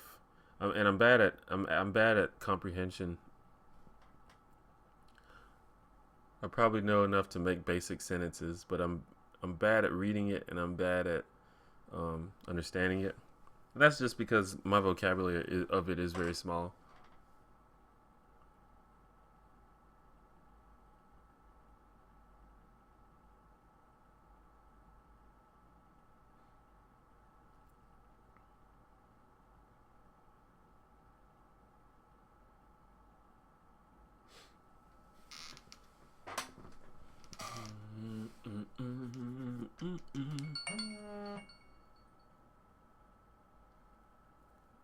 What?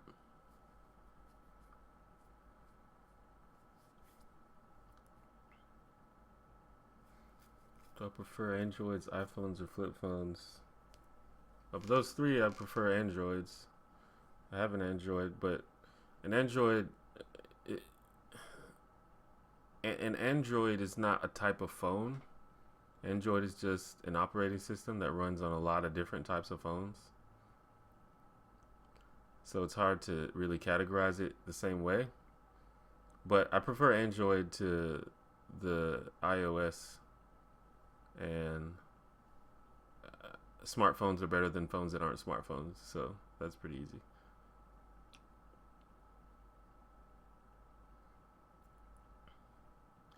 What are your thoughts on the viral video going around where the girl walks around and gets hollered at?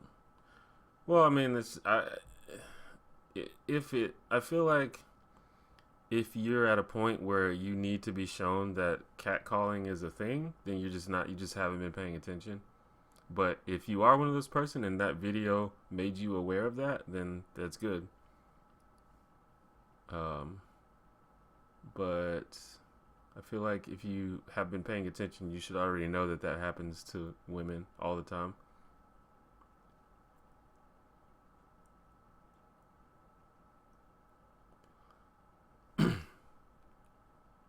What do you follow the AFC Wembley Womblies? Not really. Well, not at all, actually. I used to watch before they did the whole Wembley Womblies thing. I used to watch the Swindon Town Swoodley Poopers videos, but I sort of stopped watching them.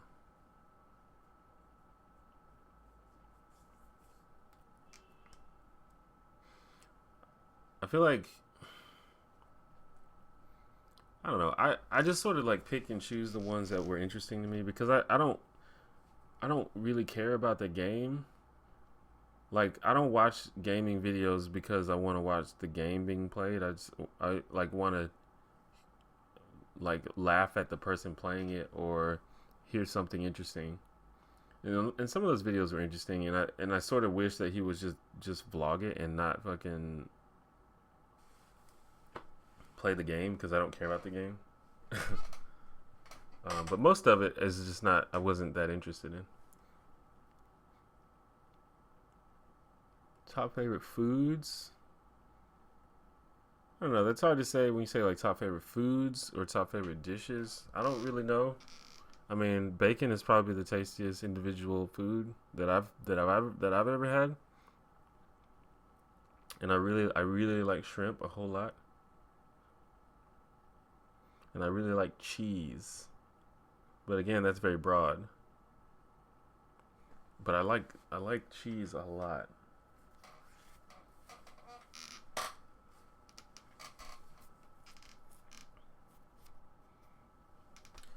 Whatever, do a Google Plus Hangout subs.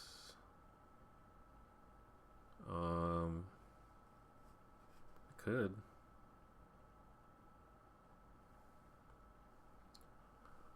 Google Plus Hangout is it's a perk for people who support me on Patreon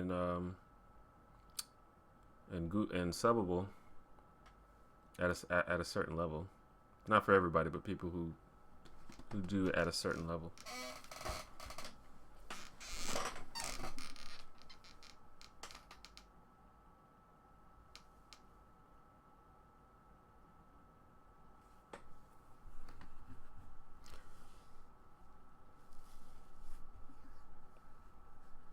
There's like, I don't know, you have to be, I have to sort of think about how that would work, because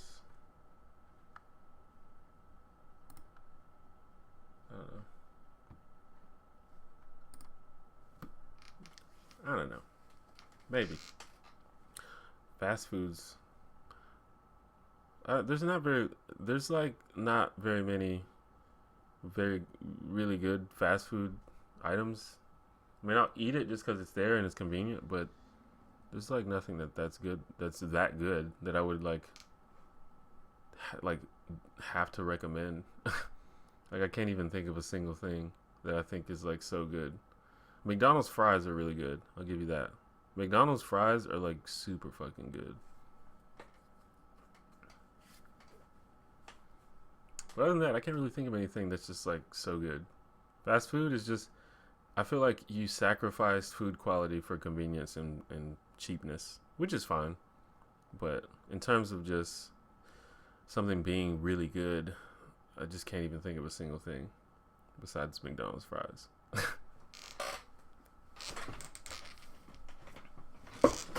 Because, like, if you want a burger, you're not going to get the best burger at a fast food place ever. There's just a better burger somewhere. Somewhere in your town, there's a better burger. And same thing, like, you want some fucking chicken, you want a salad, you can all find it much better at, like, a legit place.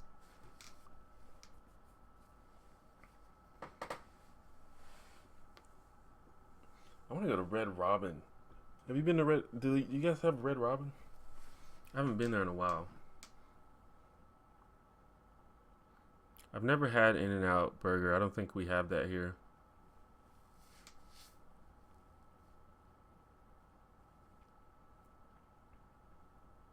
Everyone says that it's really good, but it's hard for me to imagine that it's better than, you know, like a legit burger that a lot of care has been put into at a legit restaurant.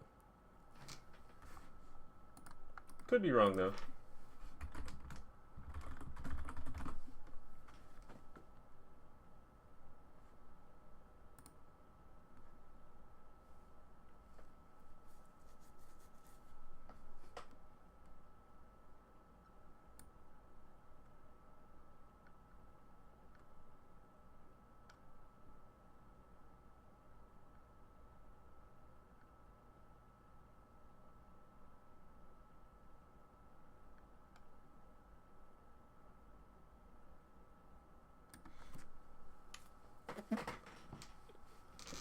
In-N-Out Burger is cool though. Like, their business practices are cool from what I've read. Skipping ads does result in YouTubers making less money. Yes.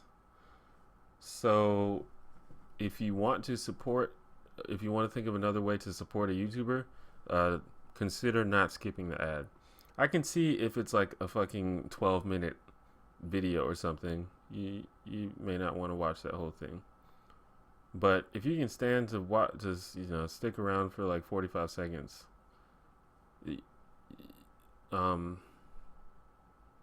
YouTubers get paid much more if you actually watch the video.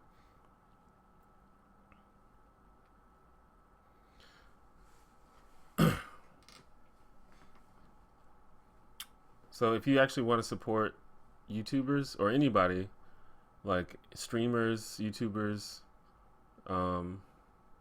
Watch the ads. Don't use ad block.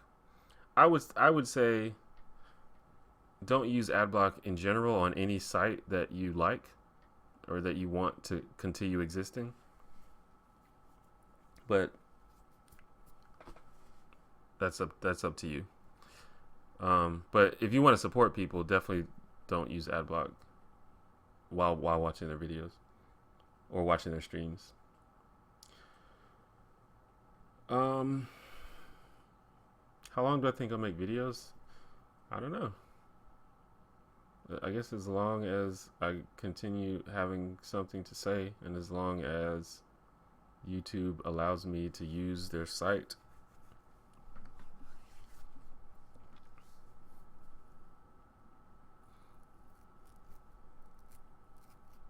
So I don't know.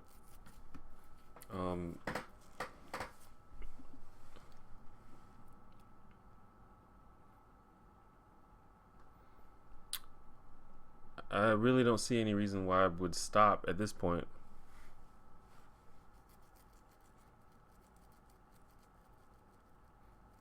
If I run out of things to say or something, which I don't know, doesn't seem likely.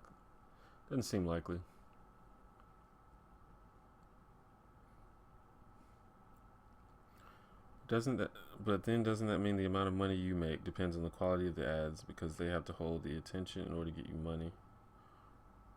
I guess. But that's why advertisers try to make interesting commercials. That's why Super Bowl ads are so elaborate because they want people to watch them. So they make them really, really cool and really elaborate because that's their big chance to make a big payday. So they have to make a commercial that catches people's attention. But yeah, that's how it works. Like compare commercials of today to commercials of like, fucking the 50s. Everything's way more exciting and fun and funny than things used to be. Like you think of a company like Geico, and this is like a United States thing. I don't know if everyone's here from the United States, but Geico, the insurance company, they got a huge boost just from their commercials being so funny and being so memorable. Like no one gave a shit about Geico, but in like the 90s and 2000s they made a series of really, really funny commercials, and now like they're like sitting pretty just because of the commercials.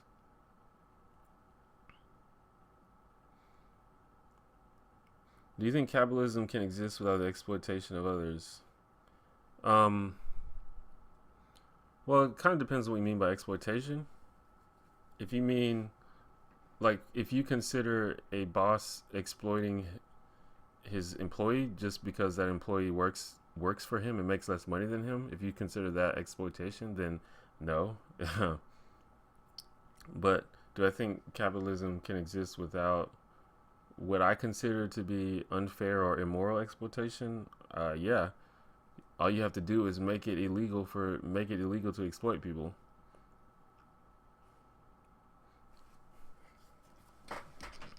But some people think that an employee should not make less money than his boss. Like they consider that exploitation. I don't agree with that. I think an employee should make less money than his boss. So it just sort of depends on what your idea of exploitation is.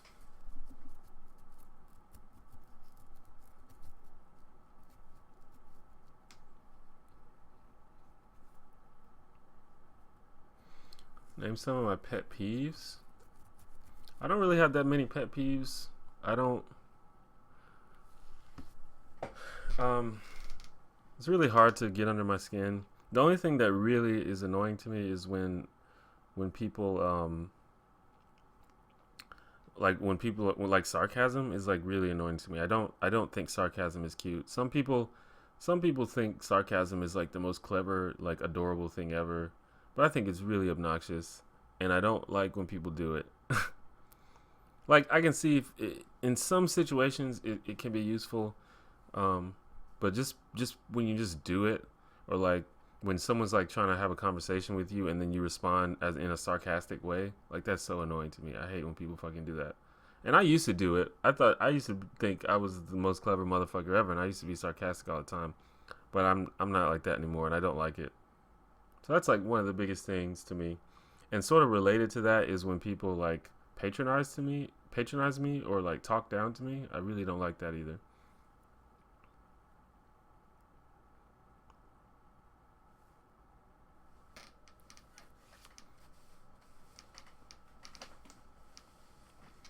But other than that, I don't have too many pet peeves. Like I don't have any like super just random pet peeves. Like fucking one funny quote from an episode of Friends is they uh they were like, what is Monica's biggest pet peeve? And the answer was animals dressed as humans.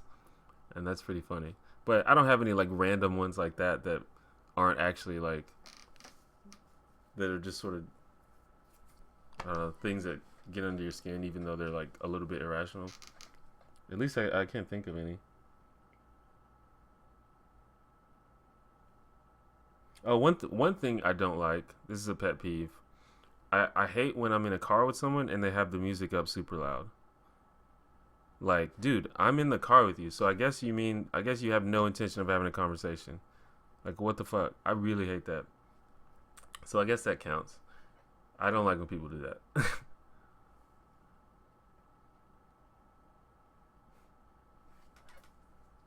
Like, if you're in the car by yourself, by all means, turn the music up, do whatever you want. But if there's people in the car with you, what the fuck are you doing? What if I wanted to ask you something? What if I wanted to talk about something? It's not happening because you got the music up super loud.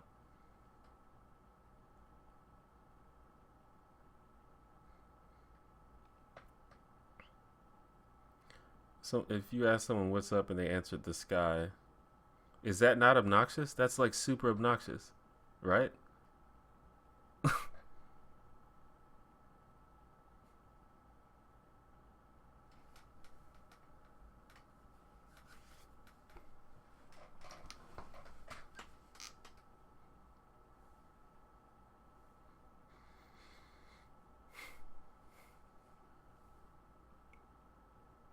But to be fair, sarcasm is sort of a young people thing. Like most like adults don't go around being sarcastic, like, because I think they kind of understand that it's like not useful and kind of annoying. Um, but I interact with young people a lot too. But I feel like it's mostly like a teenager, young 20s type thing.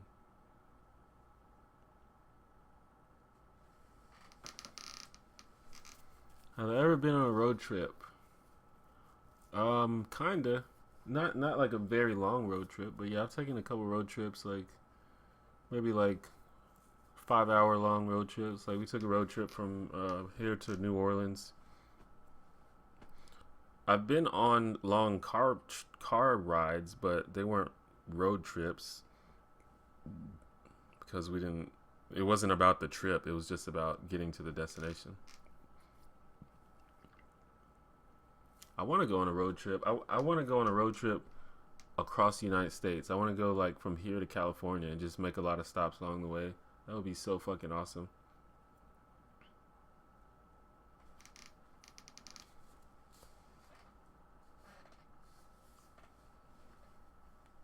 I don't know if I could get anyone to go with me though, because all my friends have like real jobs and shit.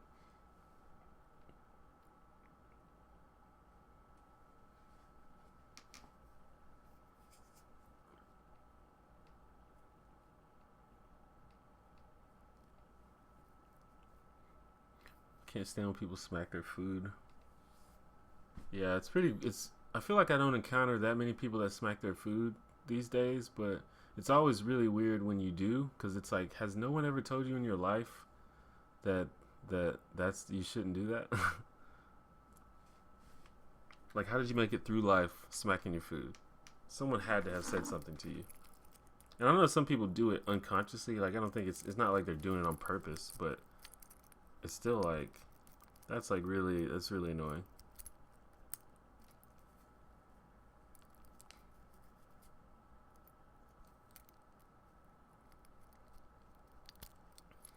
TV show, movie, YouTube channel that makes me literally laugh out loud.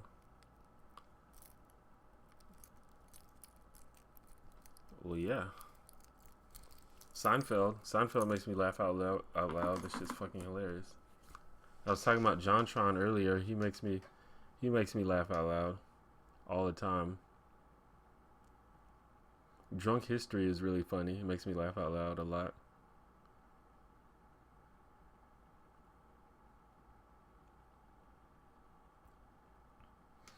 Have I ever gone to a concert or music festival? But yeah, I have. I'm not really a big fan of concerts and stuff and shows and stuff like that. Cause it's just too much, man.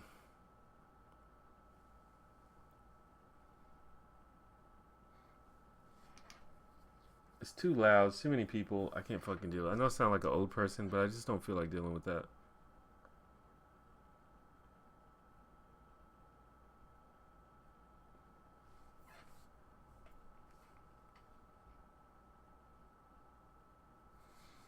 Yeah, I almost always dress up for Halloween. It's fun. You don't understand why? Because it's fun. That's why. I don't think I'm gonna dress up this year, or if I do, I'm gonna go buy something quick like a fucking mask or something. Cause I have to work on Halloween, but I work at a bar and there's gonna be a lot of people at the bar dressed up. And I think a lot of my coworkers are gonna dress up too. So I might do something, but I've been too broke this year to try to put together an outfit or to try to buy an outfit. And like just like right at the end of the month is when I actually sort of saw it increase, but it was like sort of too late at that point.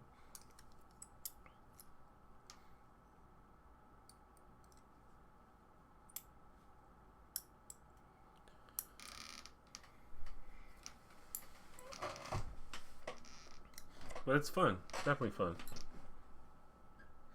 I saw this. I think it was maybe the XKCD comic strip about like the chart of interest in Halloween. Like it starts off really high when you're a kid and it's awesome, but then you get to like your teenage years and it like lowers, and then as soon as you hit 21, it just goes right back up again, and then after maybe like 35, it starts going back down again.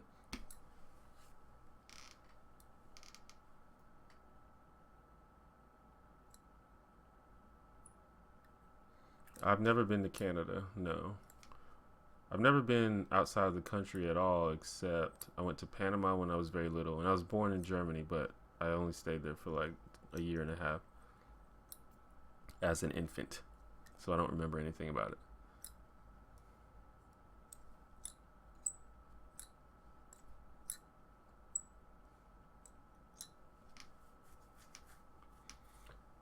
But Halloween is fun. Any excuse to like go out and have some beers and party and dress up. In my town, people dress up all the time for no reason, though. Well, not for no reason, but they have a lot of like zombie proms and zombie nights and stuff like that, just at random times during the year.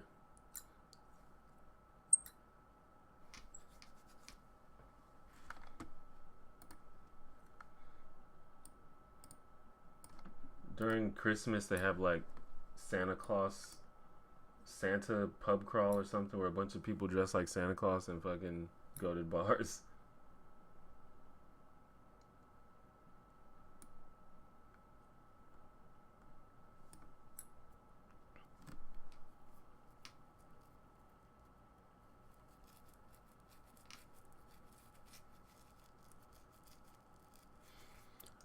I'll go to a concert if I can fucking sit way in the back. If it's like a huge area and I can sit in the back and don't have to be up super close. Because that shit's too fucking loud and I don't want to be in the middle of the crowd, especially for certain types of music. Like hip hop music or like metal or rock and roll music where people are like really excited and jumping around and stuff. And sometimes people want to mosh and stuff, and I don't got time for that, dude. Ain't nobody trying to do that shit.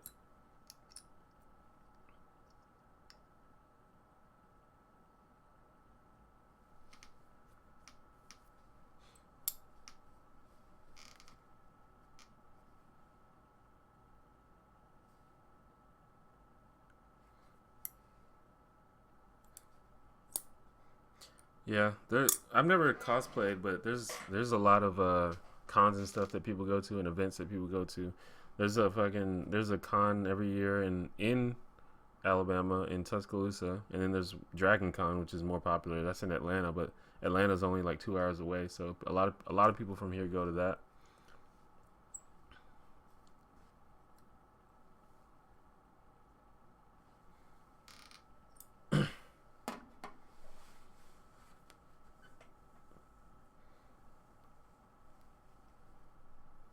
Whew.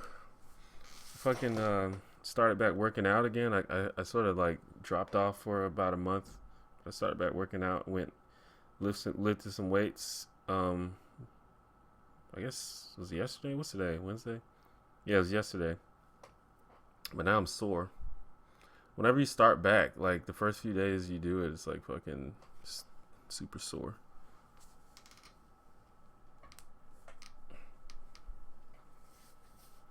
But I don't know. It makes me feel good that I actually did something. That actually worked out.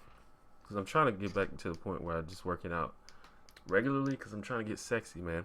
And I actually can like afford groceries and stuff now, so I can actually eat better. So I'm actually looking forward to the next few months. I might actually get like super sexy, guys.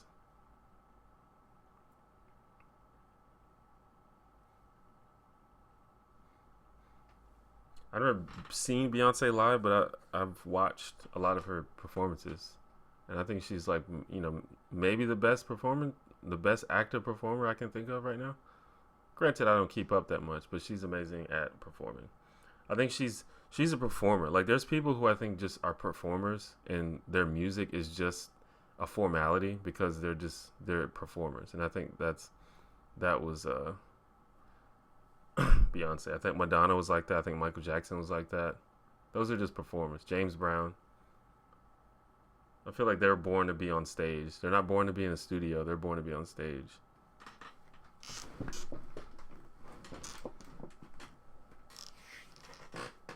And she sounds really good live too, which is crazy. Like she's like pitch perfect live, which is quite hard to do for most people, for most vocalists.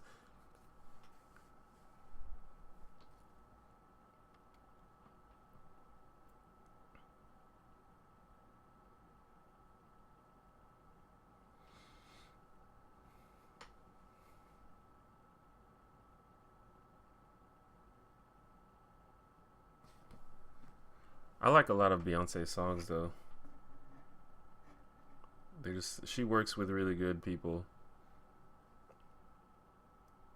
and she's a good singer, so she ties it all together. But I think her producers and stuff uh, really make her look good.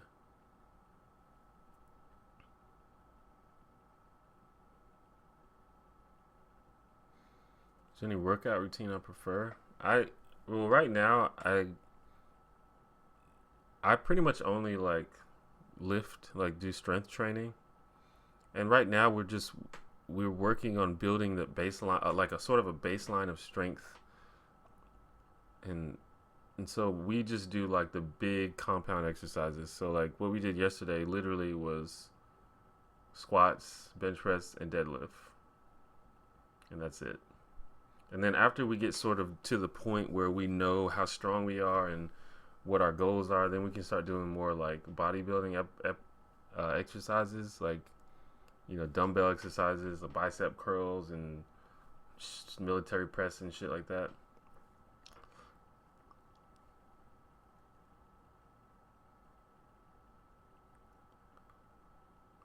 Do you have any idea how so many people get away with posting copyrighted songs on YouTube?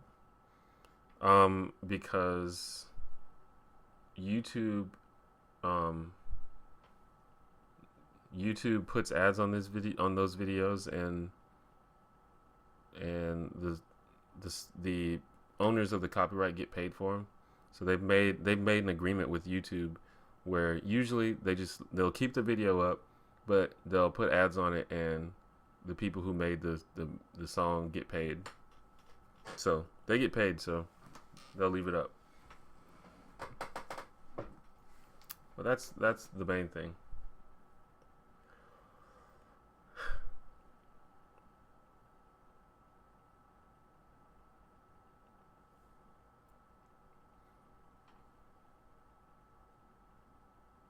And I can do that too, actually. Like, if someone mirrors my video somewhere, I can tell YouTube to put ads on it and pay me for it. I haven't seen that happen yet, though. I haven't seen a mirror of my video. It might happen, but or it might have already happened, and I just haven't found it. But I can do that.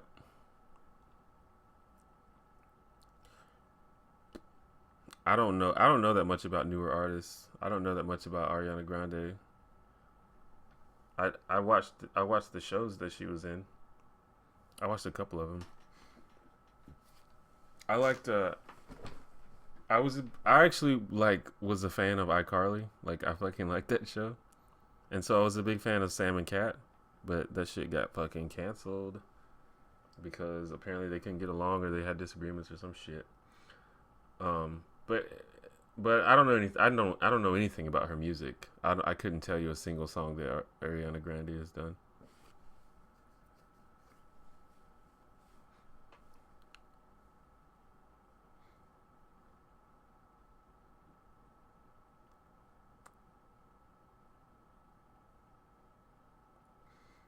Just like I don't watch TV and I don't read books, I don't really listen to new music either. I think this is something I have to almost every live stream. I sort of have to make the caveat, because people always want to ask me about music and TV and movies and stuff, but I just don't. I don't participate in that much. I don't read books very often. I don't watch TV at all. I rarely listen to music. I listen to old music and just whatever I happen to stumble upon, just through YouTube and being on the internet. But I just recently got a car, so I've been listening to the radio more. But I just listen to NPR and shit now. Like, I listen to the news and fucking radio shows and shit. And I don't even watch movies that much either. I just watch YouTube. That's all I do. Sometimes I'll stumble on something and like it a lot. Like, I became a big fan of Lorde just from her song blowing up and being all over the internet. And I actually really like Lorde. But other than that, I don't even know who's around.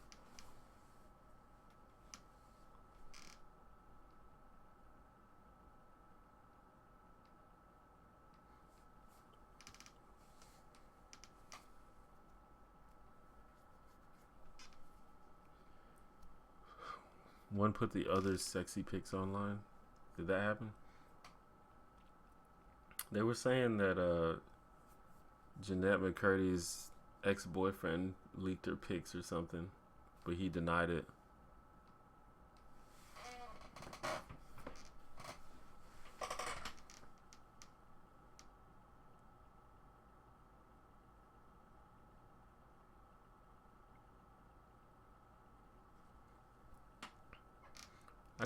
I didn't get into Doctor Who, but that's mainly because I don't watch anything. Not because anything particularly against Doctor Who, but I just don't watch anything at all, so including Doctor Who.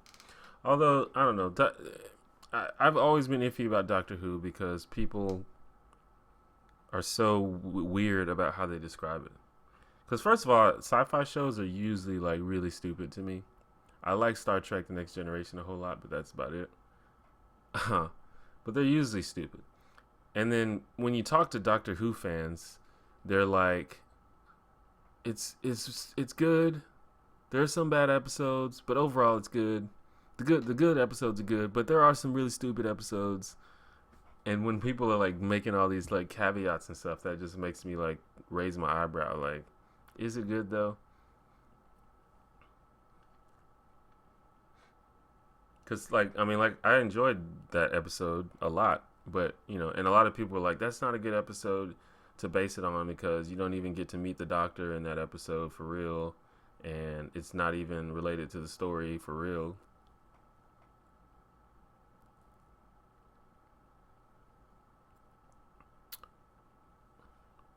And then you know, every once in a while I'll see like clips on YouTube or something, and then I'll see like a clip of Doctor Who that involves the Daleks, and I don't see how anyone can take this show seriously when the Daleks are on the screen. Like that's the most. It's like the most ridiculous fucking character or characters ever. And I know a lot of times it's used for comedy, but a lot of times it seems like it's supposed to be taken seriously, and it's just impossible to take the Daleks seriously.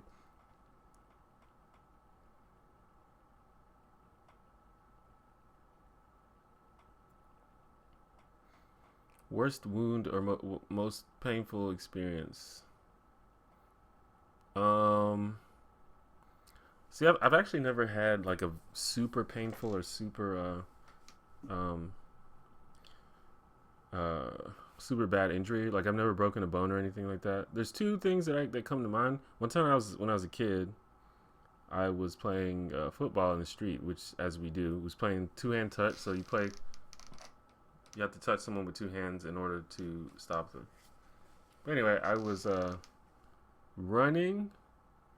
I think I caught a ball and I was running like as fast as I can, and someone comes up to me and he fucking pushes me. Like I guess he was just trying in haste to two hand touch me, but instead he pushes me, and I'm already running, so I get pushed like directly into a fucking street light, like the light pole, and I just like fucked my entire face up. That shit sucked. I don't think I lost consciousness or anything, but I completely fucked my entire face up.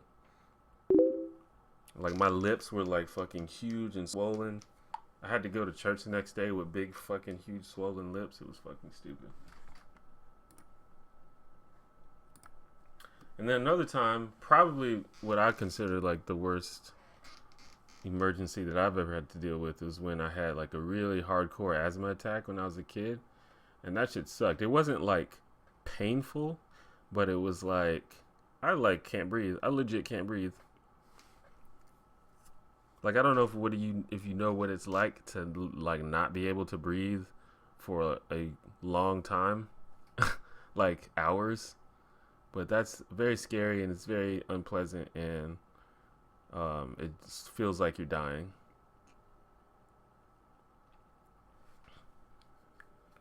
What do you think about the whole celebrity nudes fascination? I don't know, man. I think the problem is teenagers. Like honestly, I feel like teenagers get too much credit, or I think society gets too much criticism for shit that teenagers do. And obviously it's not mostly teenagers. It's not only teenagers, but I really think like these kids on 4chan and fucking Reddit who are like disseminating these photos and stuff. They're all fucking teenagers, dude. They're like fucking 15-year-olds and like 18-year-olds and fucking 20-year-olds who like have like never seen a titty in their life. Because the thing about it is, I mean, I can understand, you know, like we talk about someone like Jennifer Lawrence or something. Like Jennifer Lawrence is fucking beautiful, and it's obviously like um any person is going to be curious as to what she looks like without clothes on. I understand the curiosity, but we're talking about this fascination where people are making subreddits and like fucking like the person who hacked him in the first place. Like like even if you are interested to know what Jennifer Lawrence looks like naked, none of us are gonna fucking hack her goddamn phone, like, cause we don't care that much, because we've seen a titty before. And that's the thing you realize when you actually see the photos. It's like, okay, she looks like a person. That's pretty much what I expected. Like I don't, I I mean, maybe if these people were like literally godlike and had these amazing like otherworldly bodies or something that you'd never see in a million years or something, maybe I could understand it more. But she looks like a person. They look like people because they are people, and I've seen people before. I know what people look like, so it's like not that big a deal. And I think I think that's how it is for most people. I think most people are like, okay, I've seen a fucking titty before, and there's another one.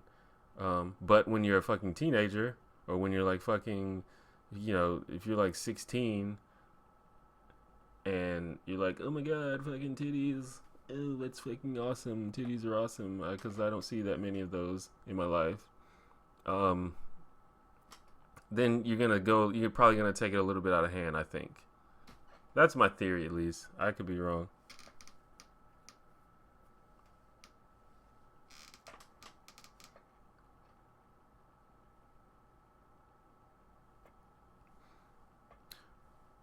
But I really don't think it's that big a deal.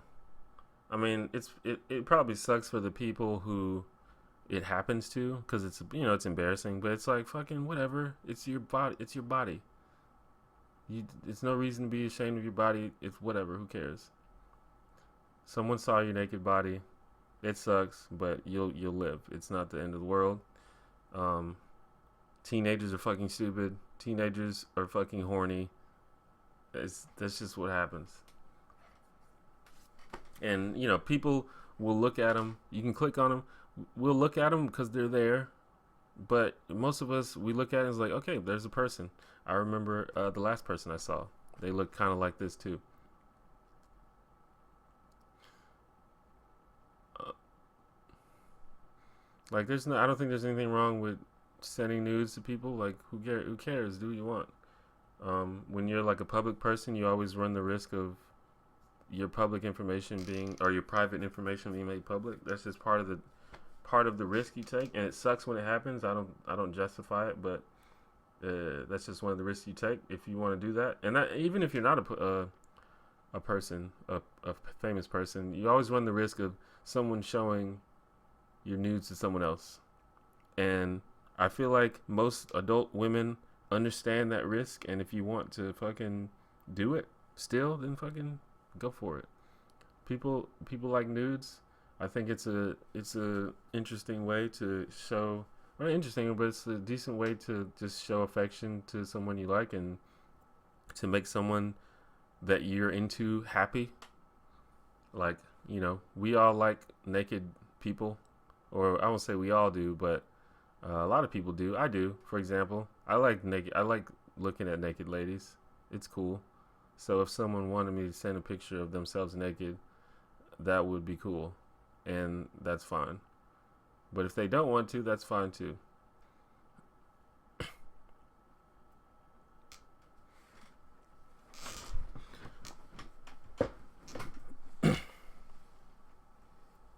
But I really think most adults don't care that much.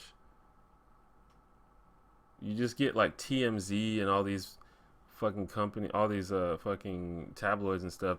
They just blow it out of proportion. Like fucking Jennifer Lawrence nudes. You care about this because we said so. When really what it is a bunch of 15-year-olds on 4chan, fucking jacking off. Like fucking grown people with jobs are not fucking looking around for fucking Jennifer Lawrence nudes. Okay.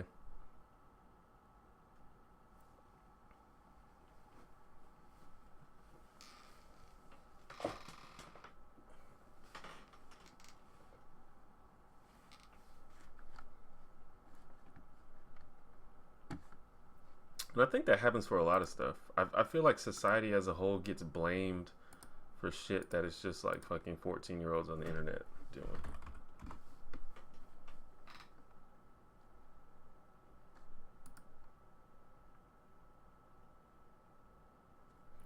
Are your dreads neglect freeform dreadlocks? Yes. Yes, they are.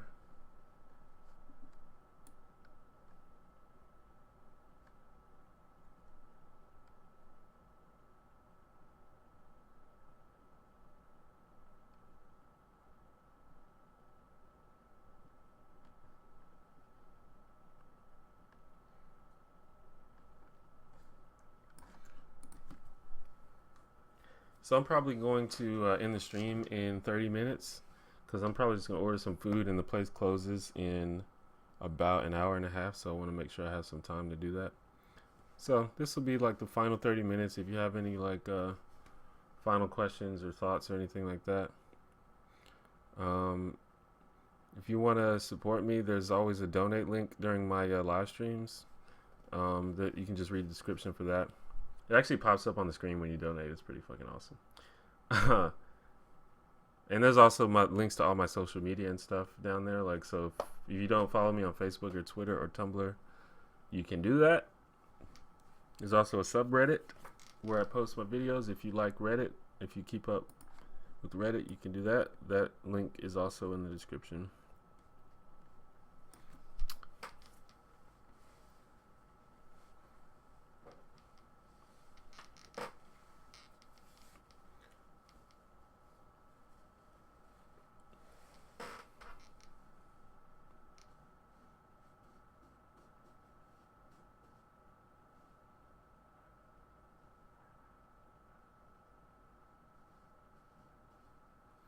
I'm just gonna order a sub sandwich. Maybe like I'm gonna order some Jimmy John's. I don't know if you're familiar with Jimmy John's, but they have a sandwich called the Beach Club, which is my favorite. It's really good. It has fucking turkey and cheese and cucumbers and fucking avocado spread and fucking, and you can put like alfalfa sprouts on it. It's really good, dude.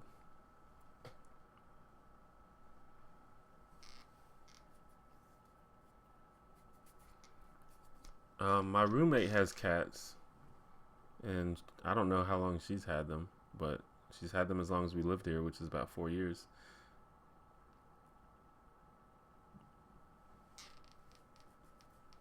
But they're not my cats. I hate those cats.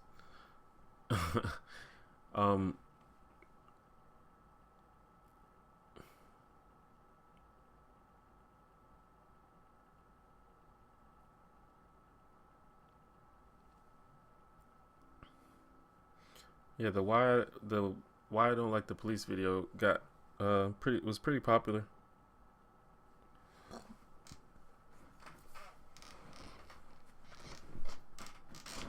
I didn't really know how people would take it. It got shared on a couple of blogs.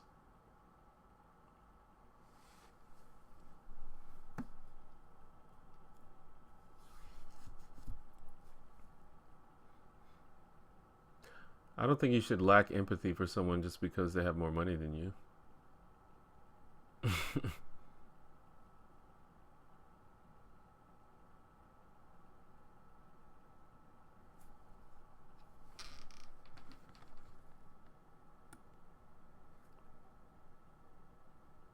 That's just called hating.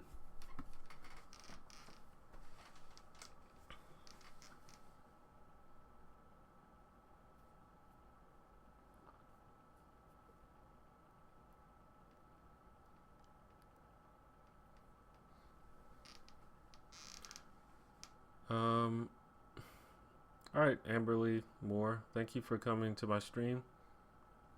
I should have I'm gonna try. Let's see, what's today?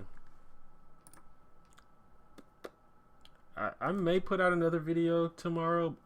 I'm not sure, but if not, then it'll be next month at some point next week. See, I don't know though. That's the thing. We still have to think. Like, you know, just because someone has a lot of money, like they're still a human being. Like, you can't, like, I don't think you can argue that it's more traumatic for just, you know, any random girl than it is for like Jennifer Lawrence, for example. Like, I'm sure it's just as embarrassing, and it can have similar ramifications, you know. Just because she still has more money at the end of the day, like that's like kind of irrelevant. I mean, just because you have money doesn't mean you're happy.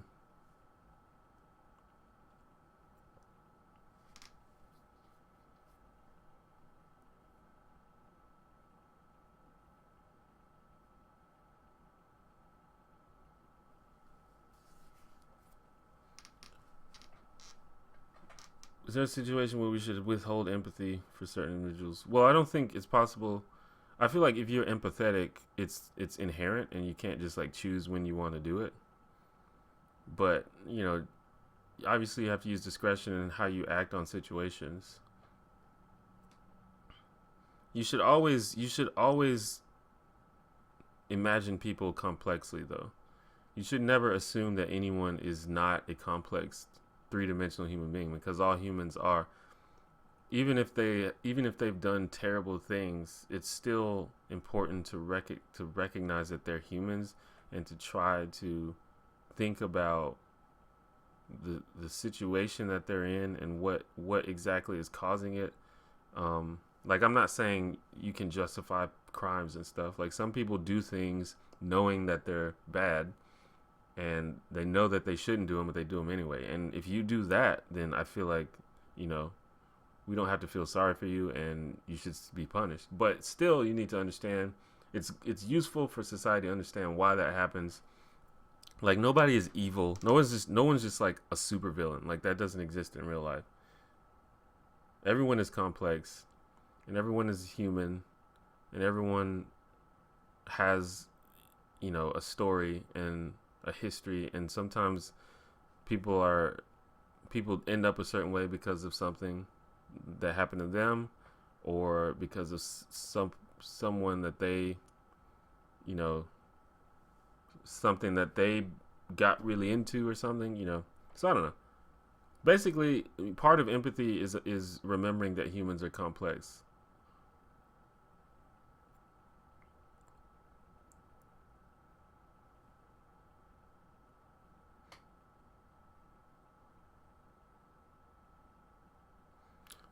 Well, yeah, money definitely gives you more opportunities. Like, for example, if you had a traumatic, say if something traumatic happened to you, you have more money, you can afford like therapy or something like that, or you can afford like psychiatry and stuff like that. So it's different, but it still happened, and it still sucked.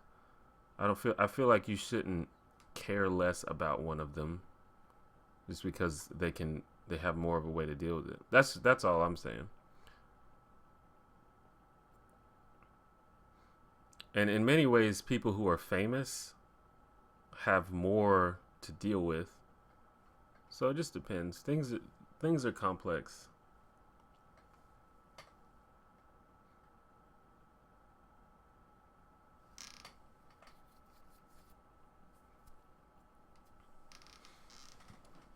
Like, famous people have problems that regular people don't even have to deal with. So, if you want to add the total sum of what problems people have, it's just it's not a race. We're all people, and we all have issues, and we all deserve respect, and we all deserve to be taken seriously.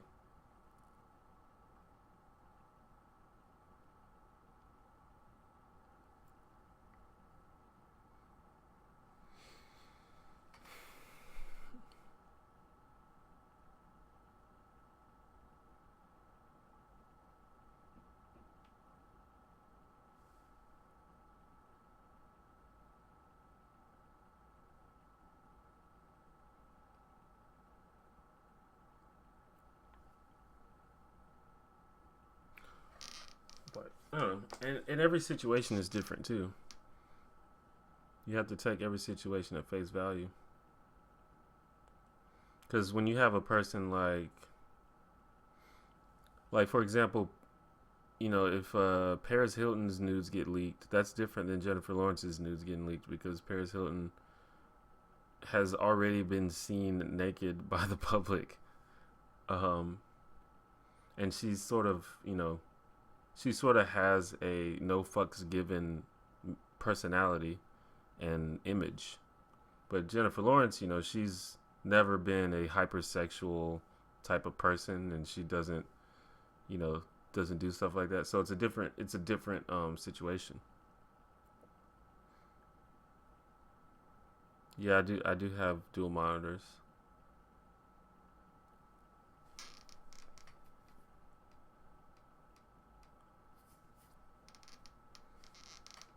Would I say some people are just genuinely sociopathic, or is it just the nurture thing? Well, what's the difference? Like, can you not become sociopathic because of nurture?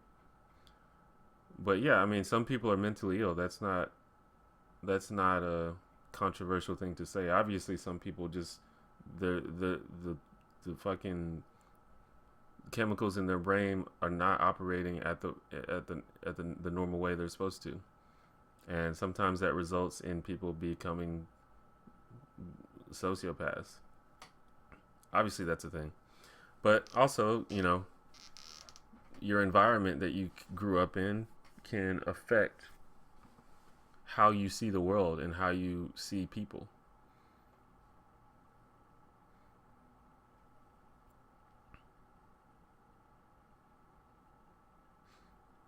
Like, and it can be something. It can be something that's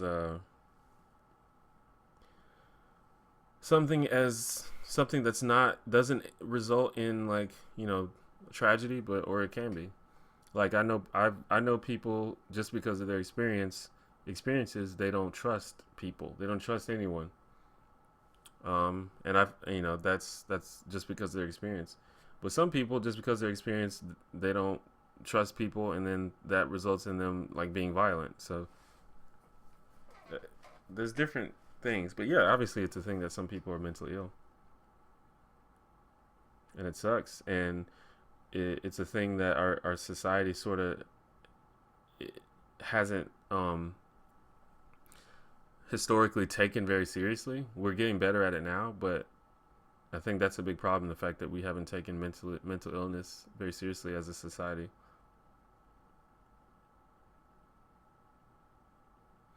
Yeah, I like the Marvel movies. I usually watch the Marvel movies when they come out, because I'm a big fan of Marvel and comic books and stuff like that. I watch most of them. I missed a couple of them. The Avengers is like one of my favorite movies of all time. That shit's fucking amazing. And I like most. I like the Marvel Studios movies. I'm not too big on the fucking Sony movies. I like I really like the last X-Men movie, though, even though it's not Marvel Studios, but I liked it a lot.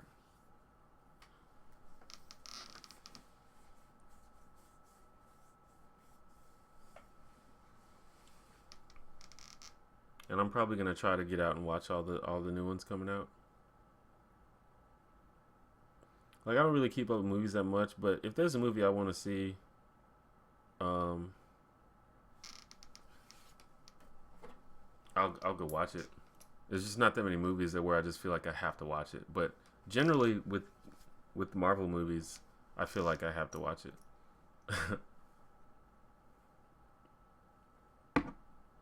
And going to the movies is fucking expensive too. So it's like another thing that hinders me from doing it, or not hinders, but just discourages me from doing it.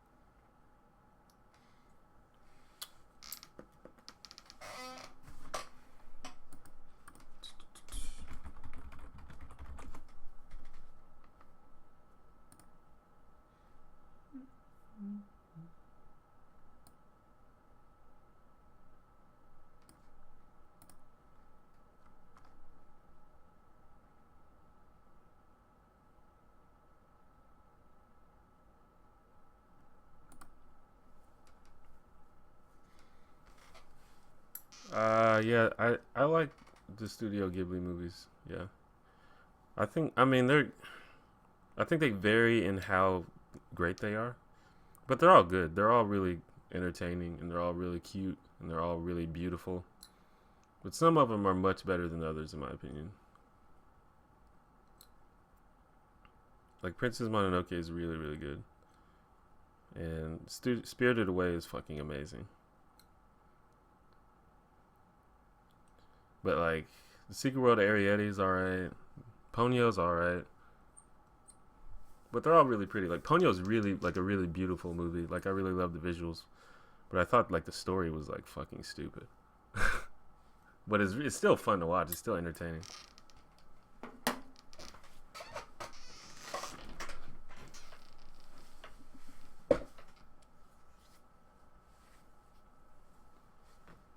Apparently, Ponyo is based off the same story that The Little Mermaid is based off of.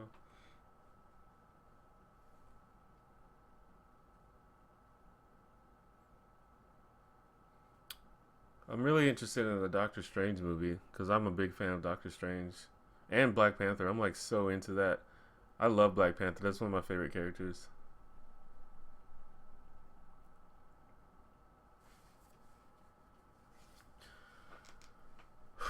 Anyway, I'm about to get out of here, guys. I appreciate everybody coming to my stream. I'm gonna try to stream more often, maybe like once or twice a month, at least once or twice a month. I might start streaming on Twitch again soon as well. But look for a new video. I might put a video out tomorrow. If not, probably sometime next week, like the 3rd or 4th or something like that. I'm trying to make more videos. I made 5 or 6 videos this month, I think, which is good. More than usual.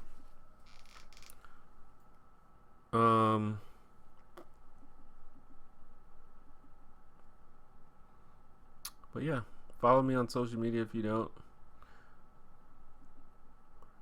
And I guess I'll just see you guys later because I'm really, really hungry.